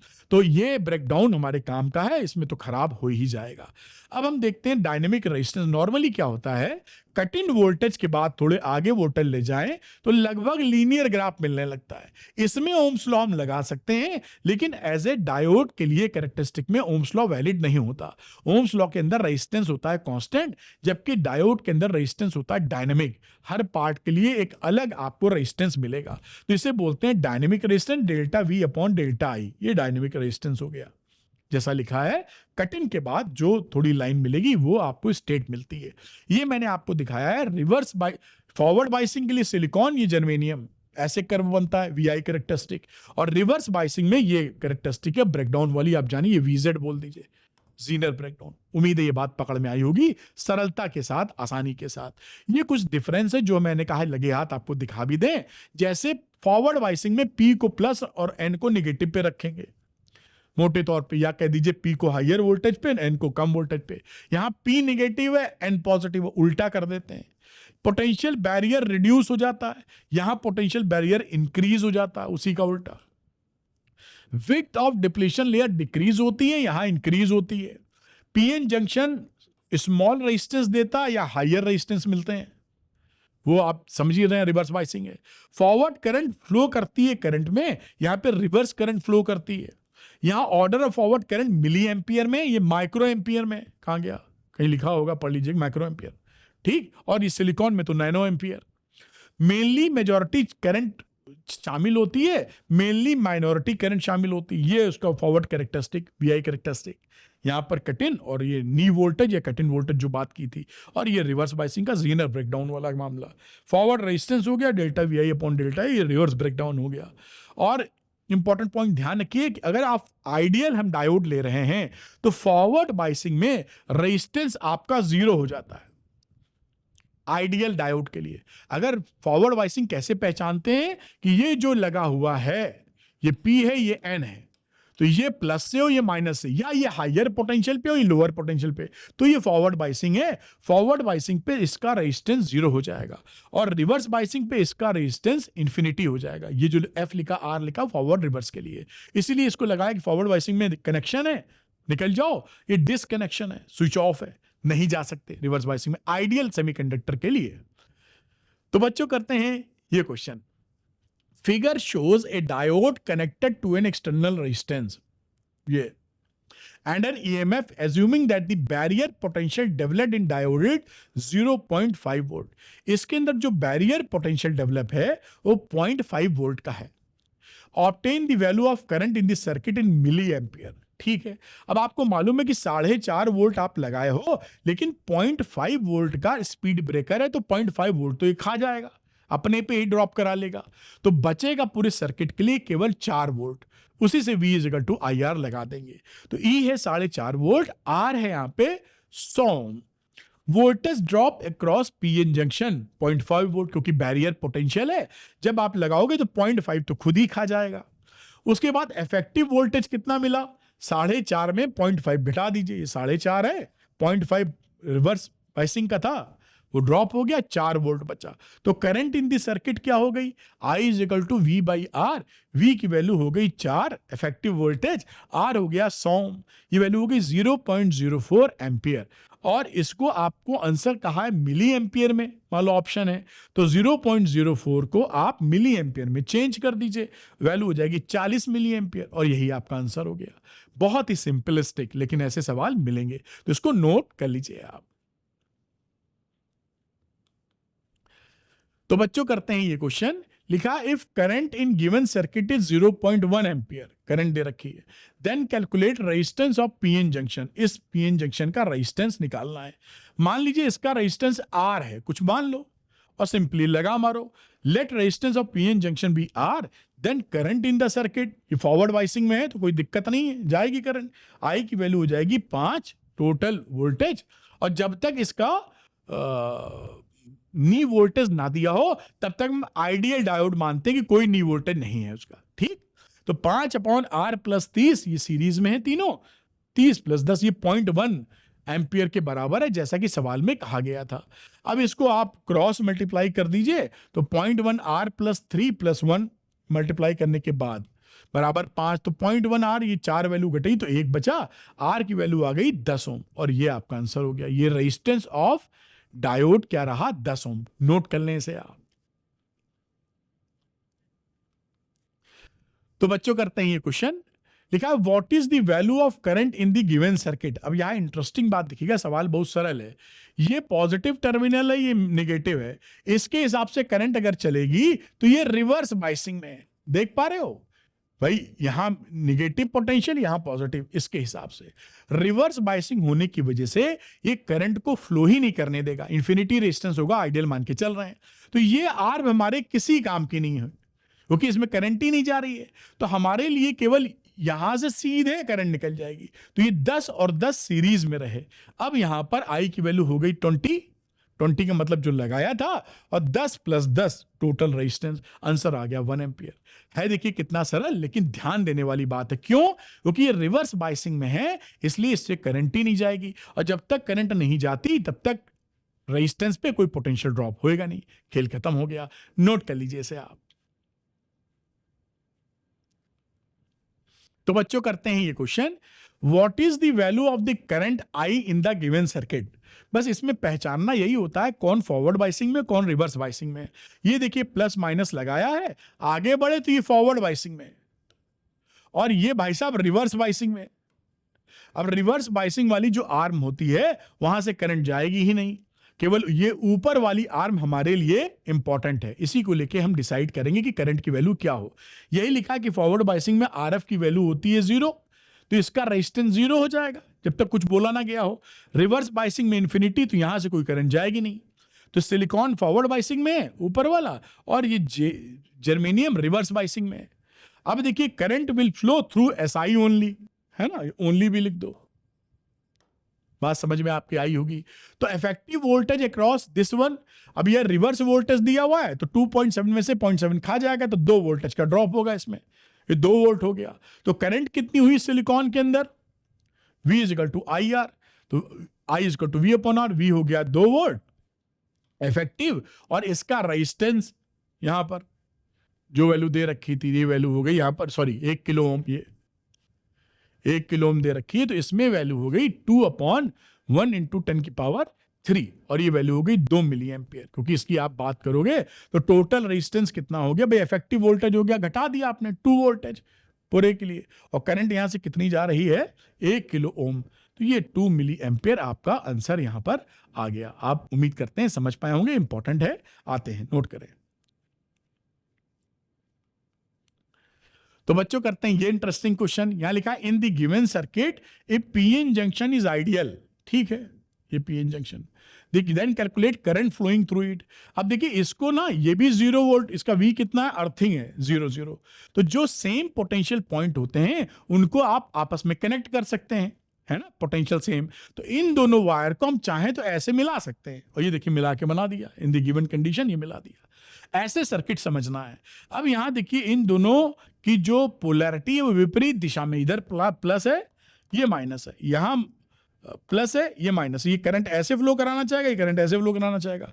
तो नेट क्या रहा, 3 में से 1 गया 2 वोल्ट, तो ये इस वाले की पोलैरिटी के साथ 2 वोल्ट और ये सर्किट बन गया। अब इसमें करंट की वैल्यू निकालने गए तो वैल्यू हो गई 2 वोल्ट और ये अपॉन 200 0.01 एम्पियर की इसके अंदर करंट हो गई। बात खत्म हो गई, आराम से नोट कर लें इसे आप। अब हम बात करते हैं एप्लीकेशन ऑफ डायोड्स। पहला एप्लीकेशन आता है एज ए रेक्टिफायर। रेक्टिफायर क्या होते हैं, किस चीज को रेक्टिफाई करते हैं? रेक्टिफाई करने का मतलब है किसी चीज को ठीक करना। तो ये एसी को डीसी में कन्वर्ट करते हैं। जितने भी हमारे इलेक्ट्रॉनिक डिवाइसेस हैं सॉरी, वो डायरेक्ट करंट पे ही ऑपरेट करते हैं। तो रेक्टिफायर क्या करेगा, एसी को डीसी में चेंज करेगा। अब इसका जो प्रिंसिपल क्या होता है, वो प्रिंसिपल होता है कि फॉरवर्ड बाइसिंग में रेजिस्टेंस ना के बराबर, आइडियल डायोड है तो कोई रेजिस्टेंस नहीं, वरना बहुत कम रेजिस्टेंस, और रिवर्स बाइसिंग में हाई रेजिस्टेंस। तो यहां से क्या होगा, जो करंट की प्रॉपर्टी है वो यूनिडायरेक्शनल हो जाएगी। जब फॉरवर्ड बाइसिंग में होगा डायोड तो करंट जाएगी, जब रिवर्स बाइसिंग में डायोड होगा तो करंट नहीं जाएगी। इस वजह से इसी प्रिंसिपल, ये यूनिडायरेक्शनल प्रॉपर्टी ऑफ करंट है, इसी के बेसिस पर हम रेक्टिफायर का इस्तेमाल करते हैं। रेक्टिफायर जो है वो 2 प्रकार के हम देखते हैं, एक half wave rectifier P junction को, और एक फुल वेव रेक्टिफायर, दोनों की बात देखेंगे, हाफ वेव फुल वेव। अब जो हाफ वेव रेक्टिफायर होता है वो केवल हाफ ऑफ एसी को रेक्टिफाई करता है। ये उसका सर्किट डायग्राम है या आउटपुट है, ये समझाते हैं आपको। ये आपको एसी आउटपुट लगा दिया यहां पर आपने, क्योंकि एसी को डीसी में कन्वर्ट करना है। ये ट्रांसफार्मर लगा, ये प्राइमरी सेकेंडरी ट्रांसफार्मर जैसा आप बनाते हैं, एक ही डायोड यहां पर बनाते हैं। तो जब आपने प्राइमरी यहां से वोल्टेज आएगा, क्योंकि एसी वोल्ट आता है तो एक साइकिल में आधा प्लस होता है आधा माइनस होता है। अब देखिए यहां पर ये फोटो यहां बना दी है, जब वो पॉजिटिव हाफ साइकिल है तो ये प्लस है ये माइनस है, भाई ये जब प्लस ये माइनस है, ये फॉरवर्ड वाइसिंग में इस समय हो गया है।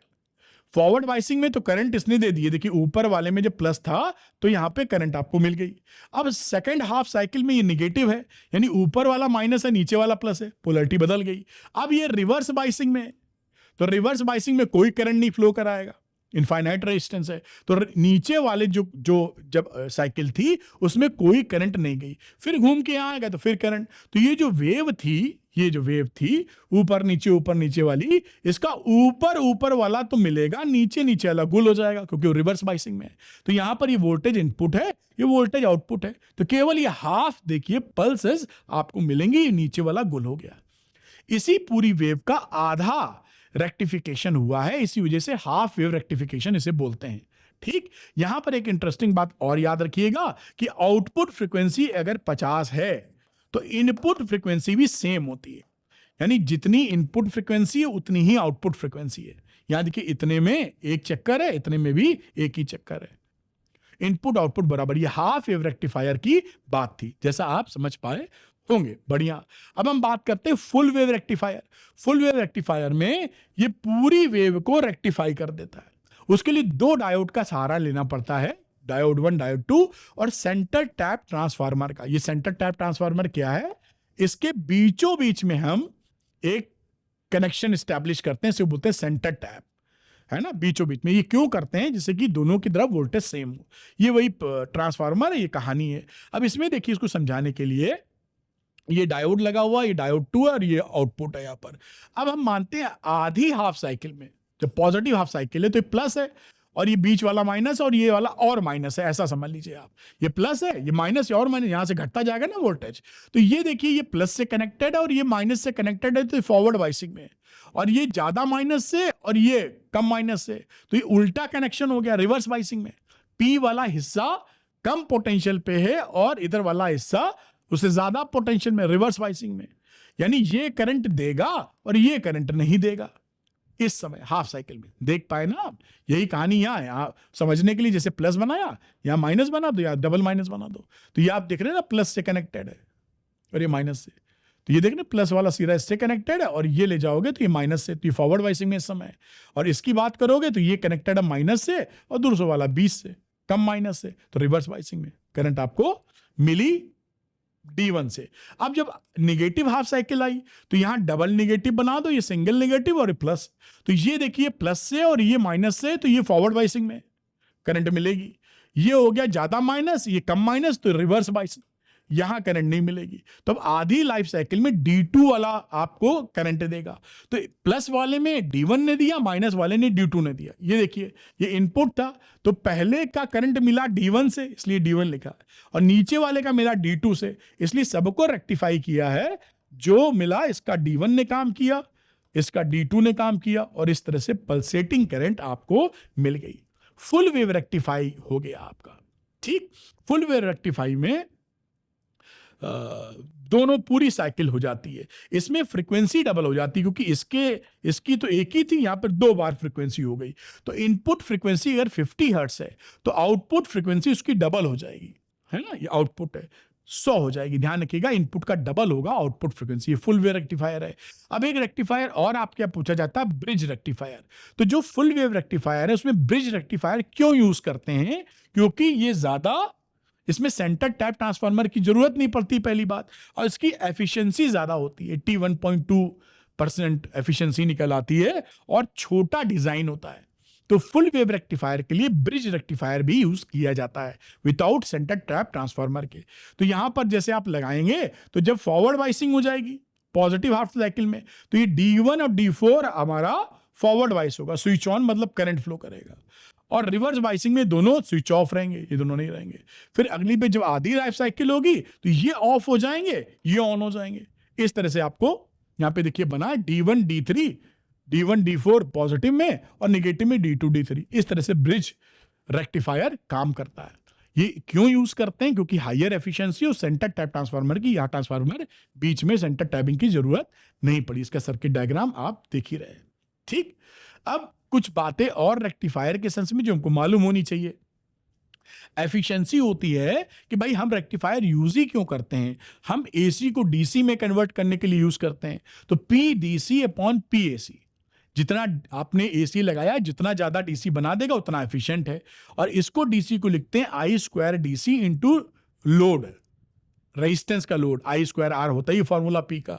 और यहाँ पे I²RMS, क्योंकि ये एसी के लिए लगा रहे हो, ये फॉरवर्ड बाइसिंग का रेजिस्टेंस प्लस लोड का रेजिस्टेंस इंटू 100। ये एफिशिएंसी हो जाएगी रेक्टिफायर की। जितना एफिशिएंट होगा उतना मतलब है उतना बेहतर तरीके से रेक्टिफिकेशन कर पा रहा है, उतना एसी को डीसी में बदल पा रहा है। तो for half wave rectifier normally 41 या 40.6% का एफिशिएंसी होता है, और मैक्सिमम फुल वेव रेक्टिफायर के लिए 81.2% का एफिशिएंसी होता है। 100 में 100 तो कोई निकलता नहीं है। ये रिपल फ्रीक्वेंसी मैंने बताया कि हाफ इनपुट फ्रीक्वेंसी हाफ में अगर है तो उतनी ही रहेगी, जबकि फुल वेव रेक्टिफायर में जो इनपुट है उसकी डबल हो जाएगी। इसे बोलते हैं रिपल फ्रीक्वेंसी। ये रिपल इफेक्ट है ना। इसको भी सेटल करते हैं फिल्टर सर्किट से, अभी दिखाएंगे आपको। अब देखिए क्या फिल्टर सर्किट आते हैं। अब यहां पर क्या है, जो आपका रेक्टिफिकेशन के बाद ये मिली हैं, ये पल्सेस हैं। ये पल्सेस किसका नेचर है, एसी का नेचर है। तो आपको स्मूथ डीसी नहीं मिली, ये ऐसे झटका ले रहा है, ये वोल्टेज कम ज्यादा हो रहा है ऐसे ऐसे।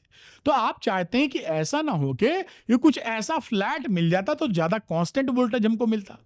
इसी को हम इस पल्सेटिंग नेचर को खत्म करने की कोशिश करते हैं with the help of filter circuit. Filter circuit कैसे होते हैं, 2 प्रकार के फिल्टर सर्किट होते हैं। जैसे चाय छानते हो ना, तो छन्नी लगाते हो तो चाय पत्ती छन जाती है, चाय नीचे आ जाती है, तो फिल्टर ही तो है। यही काम यहां लगाएंगे। एसी डीसी, ये जो पल्सेटिंग आया है इसमें डीसी के साथ एसी मिक्स है। हम एक छन्ना लगा देंगे जो कि डीसी को एसी से छान लेगा। अब इस्तेमाल दोनों अलग हो गए, अपना इस्तेमाल करिए जैसे करना है। खैर, 2 तरह के फिल्टर सर्किट काम आते हैं। एक होता है इंडक्टर फिल्टर, ये सीरीज सर्किट में लगता है, इसको बोलते हैं सीरीज इंडक्टर सर्किट।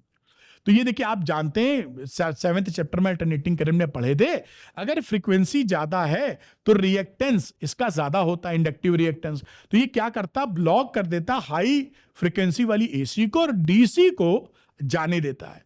तो ये देखिए सीरीज में लगाया, जब यहाँ पे आगे बढ़ी एसी डीसी मिक्स हो गए जो रेक्टिफिकेशन के बाद है, तो ये क्या करेगा, ये आपको एसी को ब्लॉक कर देगा क्योंकि फ्रीक्वेंसी ज्यादा है, डीसी को आगे जाने देगा, डीसी अलाउड है, तो यहाँ डीसी डीसी मिल जाएगी, एसी रुक गई तो उधर से निकल जाएगी जहां भी उसको जाना माना है, या स्टॉप कर देगा उसको। तो यहाँ डीसी डीसी गई, छान लिया, और एसी एसी रुक गई यहाँ पे।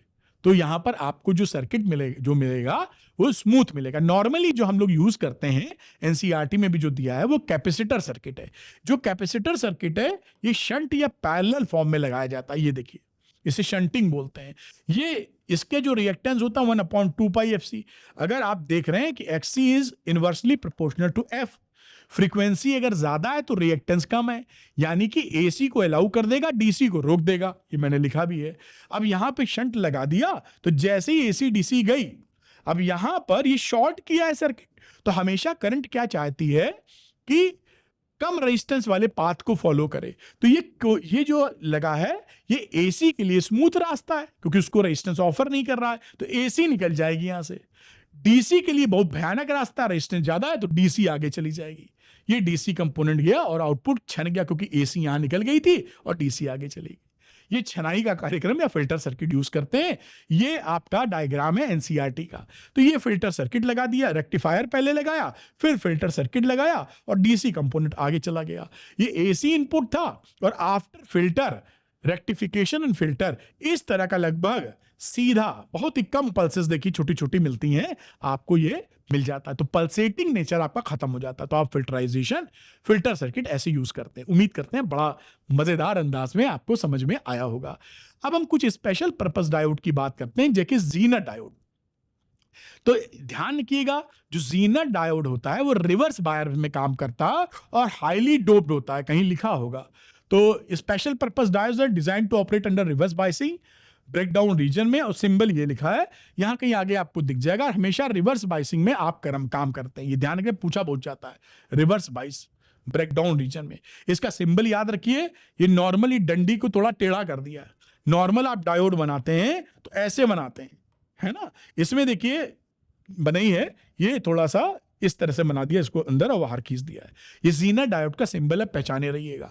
आपको बता ही रखा था, देखिए प्रिंसिपल वही लिखा हुआ है कि ये जो ब्रेकडाउन रीजन था रिवर्स बाइसिंग में, आपको बताया था कि ऑर्डिनरी डायोड अगर होगा तो ब्रेकडाउन से या जीनर वोल्टेज से ज्यादा कर दोगे तो फूक जाएगा वो। लेकिन इसको जीनर डायोड को हम इस तरह से बनाते हैं कि यहां पर इस वोल्टेज पर पहुंचने के बाद भी ये ऑपरेट कर सके। इससे फायदा क्या है कि वोल्टेज, जीनर वोल्टेज पे करंट की वैल्यू बहुत ज्यादा मिलती है, तो छोटा सा वोल्टेज चेंज करेंगे तो भी करंट की वैल्यू काफी ज्यादा ले सकते हैं। यानी there is a negligible change in the zener voltage या negligible change around the zener voltage, you will get very high value of current। भाई ये VZ है, जरा सा आगे बढ़े, बढ़ा के बहुत भयानक करंट मिल रही है और ऊपर से फूक नहीं रहा है क्योंकि ये जीनर डायोड बनाया गया है। यही प्रिंसिपल का हम इस्तेमाल करते हैं कि यहां पर वोल्टेज अगर थोड़ा सा भी दाएं बाएं करे तो ज्यादा करंट की वैल्यू प्राप्त कर सकते हैं विदाउट चेंजिंग द वोल्टेज, क्योंकि वोल्टेज तो बहुत चुन्नी सा बढ़ा है, लगभग नहीं, तो वोल्टेज बिना बढ़ाए हाई करंट प्राप्त किया जा सकता है जीनर डायोड में इन द रिवर्स बाइसिंग। ये प्रिंसिपल आप पढ़ सकते हैं आराम से, बाकी मैं समझा ही रहा हूं, ये वर्किंग है, मैं झट से समझा देता हूं। यार अब मान लीजिए यहां पे अनरेगुलेटेड डीसी वोल्टेज आ रहा है, आपने एक रेक्टिफायर लगाया, उसने रेक्टिफाई किया, डीसी वोल्टेज दिया, लेकिन वो फ्लक्चुएटिंग वोल्टेज है, कभी वोल्टेज ज्यादा कभी वोल्टेज कम। आपको जीनर डायोड को एज ए वोल्टेज रेगुलेटर इस्तेमाल करना है। आप देखे होंगे अभी कि आपका जो एसी है या फ्रिज में लोग कम यूज करते हैं, अब तो एसी में एक वोल्टेज स्टेबलाइजर लगा होता है, देखे होंगे ना। बिना वोल्टेज स्टेबलाइजर के एसी नॉर्मली नहीं लगते, लेकिन अब लगने लगे हैं, हाईटेक हो गया है, तो विदाउट स्टेबलाइजर भी आ रहे हैं। अगर स्टेबलाइजर लगा है तो उसका काम ही होता है कि फ्लक्चुएशन अगर ज्यादा हो रही है तो वो मॉनिटर उसको रोके रहे, फ्लक्चुएट ना होने दे, वरना एसी खराब हो सकता है। अब जो नए वाले एसीज आते हैं उनके अंदर वो स्टेबलाइजर इनबिल्ट होता है, अगर थोड़ा सा अच्छी कंपनी का अच्छा मॉडल ले रहे हैं तो आप, है ना, बात समझ में आई होगी। अब ये फ्लक्चुएटिंग इनपुट है, जो डीसी आपको डीसी वोल्टेज मिल रहा है, इस जीनर डायोड को रिवर्स बाइसिंग, रिवर्स का मतलब ये प्लस या माइनस है तो उल्टा लगा दिया है, ऐसे ये प्लस वाला उल्टा और ये अलग, ये पीएन होता था ना, और एक सीरीज में इसके एक हम रेजिस्टेंस लगा देते हैं, RS करके लिख दिया है, सीरीज रेजिस्टेंस। इसको क्यों लगाते हैं भी आप समझेंगे। और यहां पर आपको रेगुलेटेड वोल्टेज मिलता है। क्यों? अगर मान लीजिए वोल्टेज इसमें बढ़ गई। अगर वोल्टेज फ्लक्चुएटिंग हो रहा है, वोल्टेज बढ़ गया तो ज्यादा करंट इससे पास होगी। भाई वोल्ट V इसका 2IR हम सीखे हुए हैं, V बढ़ा तो I बढ़ा। जब I बढ़ जाता है तो इसके ऊपर वोल्टेज ड्रॉप बढ़ जाता है, क्योंकि V IR होता है, I बढ़ा दिया, RS उतना ही है तो V बढ़ गया। तो जो वोल्टेज है इस पे ड्रॉप बढ़ जाता है। ये जीनर जो डायोड होता है इसमें high current without disturbing voltage flow कर सकती है, वो हाई करंट फ्लो कर जाती है और इसका वोल्टेज नहीं चेंज होता। तो जो वोल्टेज था वही बना रहा, जो एडिशनल वोल्टेज बना वो इस पे ड्रॉप कर गया, क्योंकि V IR यहां फॉर्मूला लगा रहे हो, I बढ़ाया तो V बढ़ गया, इस पे ड्रॉप हो गया। और इसमें तो हाई करंट जा सकती है विदाउट चेंजिंग द वोल्टेज। यही इसका उल्टा काम जब वोल्टेज कम होता है, हाई की जगह लो, तो भी इसमें कोई चेंज नहीं होता, लो करंट जा सकती है, इसमें वोल्टेज कम हो जाता है। तो फ्लक्चुएशन के दौरान इसका वोल्टेज चेंज नहीं होता, जीनर वोल्ट का, ये स्टेबलाइज रखता है। अब ये देखिए इसका जो वोल्टेज है वही इसका वोल्टेज है, पैरेलल में लगे हैं, तो ये वोल्टेज अगर मान लीजिए 6 वोल्ट है या 10 वोल्ट तो इसका भी 6 ही वोल्ट बना के रखेगा, बाकी जो फ्लक्चुएशन है वो सेट किए रहता है। ये जीनर डायोड ऐसे वोल्टेज रेगुलेटर हम इस्तेमाल करते हैं। कितना मजेदार और सरल है, उम्मीद है समझ में आया होगा। कहाँ पहुंचे हम लोग ये समझ गए। अब अगला आता है एलईडी। हम लोग आजकल अपने दिवाली वगैरह पे एलईडी यूज करते हैं, एलईडी बल्ब भी खैर आते हैं, लेकिन झालर वालर भी लगाते हैं। तो एलईडी क्या होता है, हेवीली डोप्ड है और फॉरवर्ड बाइस में काम करता है। ध्यान रखिएगा, जीनर डायोड रिवर्स बाइसिंग में काम कर रहा था, एलईडी फॉरवर्ड बाइसिंग में काम कर रहा, हाईली डोप्ड मटेरियल है। तो ये हाईली डोप, ये सिंबल है PN और ऐसे प्रकाश निकलता है एलईडी से, तो लाइट निकाल लो ऐसे समझो। अब इसमें क्या होता है कि एलईडी फॉरवर्ड बाइस में जब आप लगाते हो तो जंक्शन बाउंड्री पे ये जो यहां से जो होल्स होते हैं, ये यहां के होल की बात करें, होल P से N की तरफ जाएंगे। फॉरवर्ड बाइसिंग में लगाया तो मेजॉरिटी चार्ज कैरियर P पर है, P से N की तरफ जाते हैं और जंक्शन पे वो रिकम्बाइन हो जाते हैं। ये देखिए लिखा at the junction boundary there are recombine. वो जो डिप्लीशन लेयर होती है जंक्शन पे, वहां रिकॉम्बिनेशन होने लगता है होल का और इलेक्ट्रॉनों का। इलेक्ट्रॉन इधर से आ रहे हैं और होल इधर से आ रहे हैं, दोनों मिलने लगते हैं, रिकम्बाइन होते हैं। रिकम्बाइन करने पे वो एनर्जी रिलीज करते हैं, फोटोन वगैरह। उस फोटोन को हमें या तो जो फोटोन एनर्जी रिलीज करते हैं इक्वल टू या उससे थोड़ी कम, बैंड गैप जो होती है उससे कम या उससे ज्यादा एनर्जी रिलीज करते हैं, जिससे रोशनी निकल आती है और हम देख लेते हैं। यही एलईडी का कार्यक्रम है। जब आप फॉरवर्ड करंट को स्मॉल रखते हैं तो इंटेंसिटी आपको कम मिलती है। जब फॉरवर्ड करंट कम रखोगे तो इंटेंसिटी कम, और फॉरवर्ड करंट को अगर बढ़ा दोगे तो इंटेंसिटी बढ़ जाएगी, और उसके बाद और अगर बढ़ा दोगे फॉरवर्ड करंट तो और इंटेंसिटी नहीं बढ़ती, वो सैचुरेट करा जाती है। Further increase in the forward current result in decrease, बल्कि घट जाती है।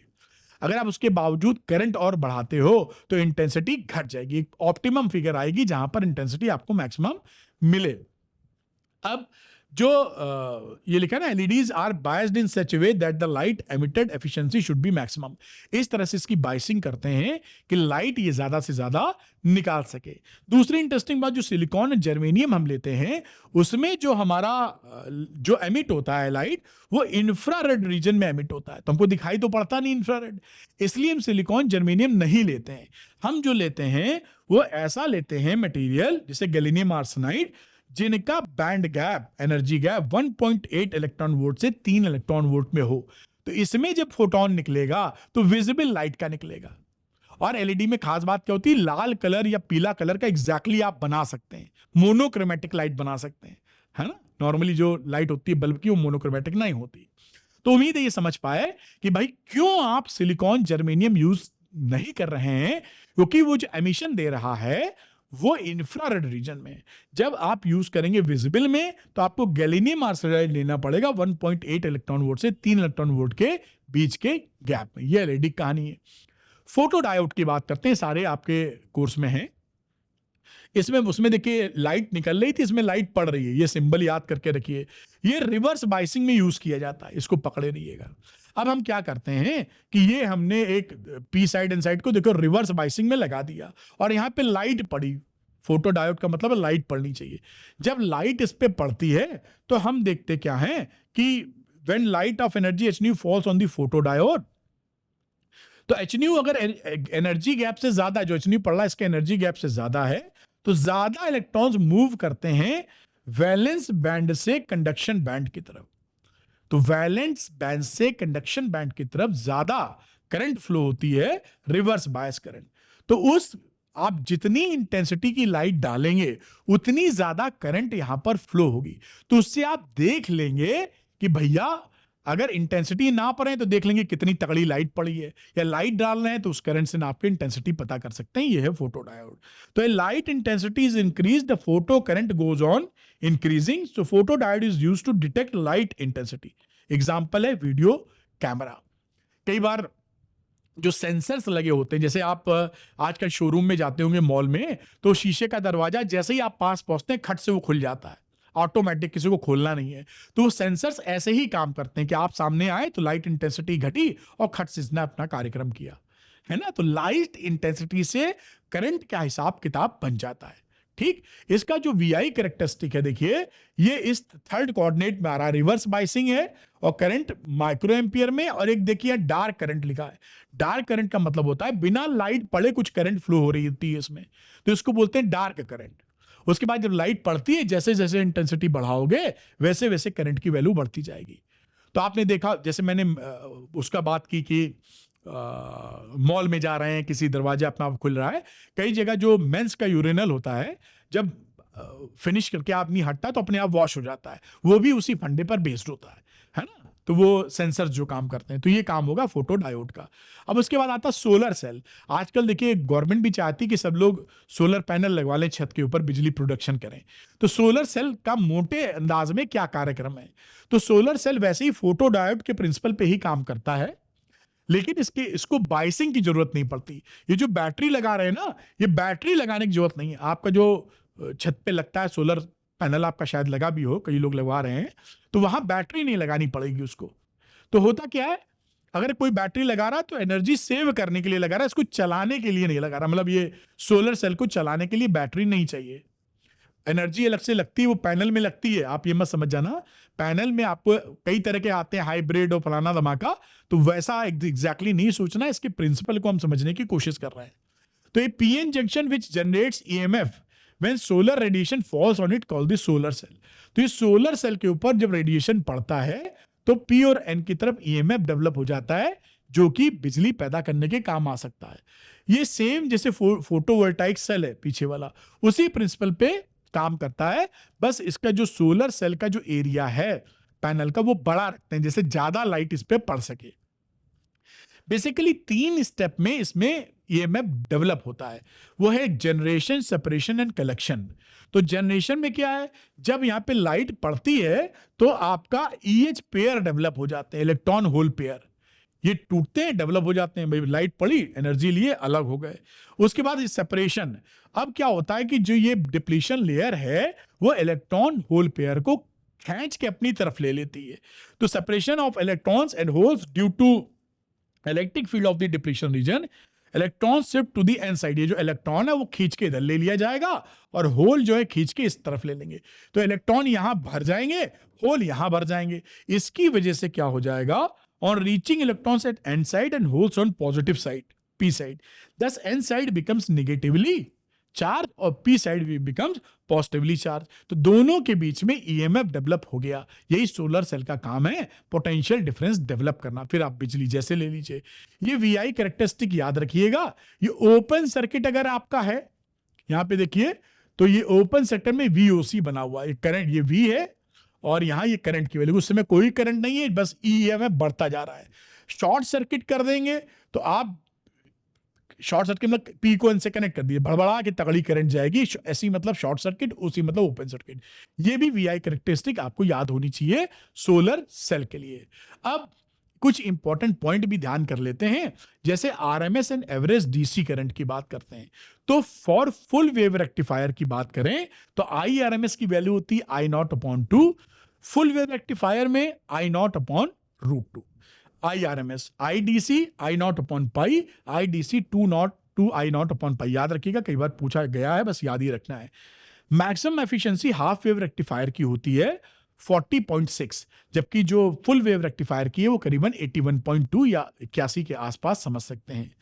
कुछ इंपॉर्टेंट पॉइंट और, रिपल फैक्टर मैंने आपको बताया था कि एसी ये रिपलिंग जो आती है, ये रिपलिंग जितनी कम होगी उतनी बेहतर रेक्टिफिकेशन हुआ है। तो हाफ वेव रेक्टिफिकेशन में 1.21 होता है और फुल वेव में 0.48 होता है। जितना कम होगा उतना बेहतर होगा। डार्क करंट मैंने बता दिया कि कोई लाइट नहीं पड़ी तो भी फोटो सेल में क्या हुआ, फोटो डायोड में एक करंट फ्लो कर जाती है, उसे बोलते हैं डार्क करंट, सैचुरेशन करंट कह लीजिए। LED has less power and low voltage, operating voltage. Solar cell convert solar energy into electrical energy. Solar cell क्या करता है, सोलर एनर्जी को इलेक्ट्रिकल एनर्जी में कन्वर्ट करता है। जीना डायोड क्या होता है, हेवली डोप्ड होता है और थिन डिप्लीशन रीजन होता है और रिवर्स बायसिंग में काम करता है। ये इसकी कहानी है।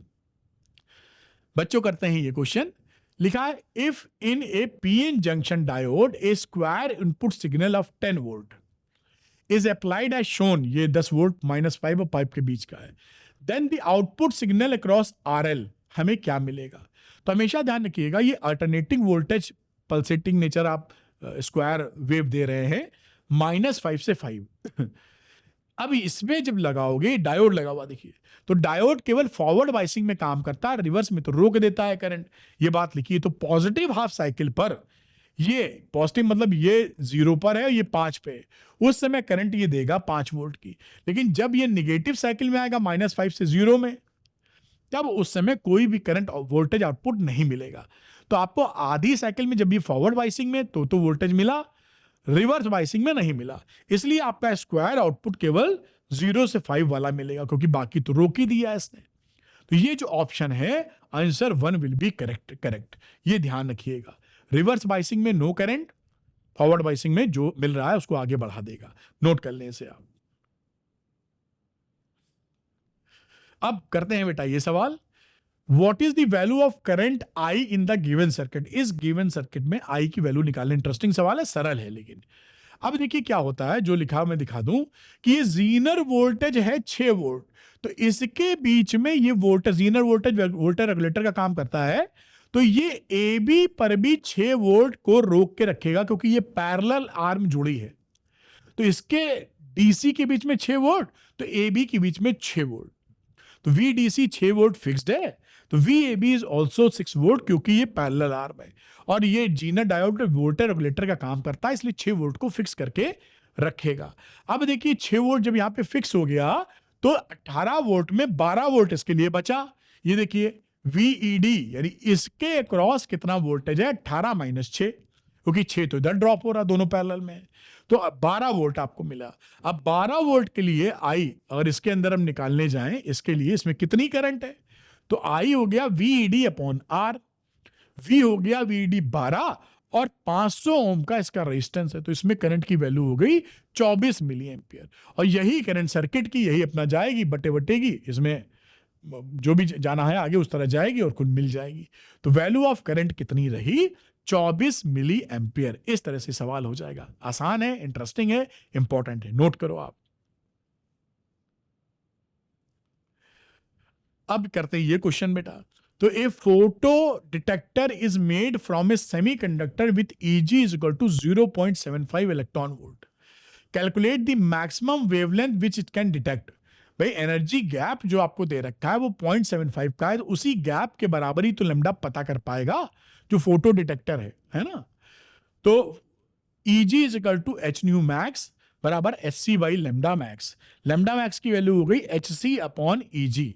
अब यहां पे वैल्यू हो गई HC, आप जाना करते थे, आपने निकाला है पहले डुअल नेचर में कि इन दोनों का अगर EG को हम इलेक्ट्रॉन वोल्ट में रखें तो HC को अप्रोक्सीमेटली 12400 ले सकते हैं। तो कैलकुलेशन आसान करने के लिए 12400/0.75, तो एंगस्ट्रॉम में आपका आंसर आ जाएगा।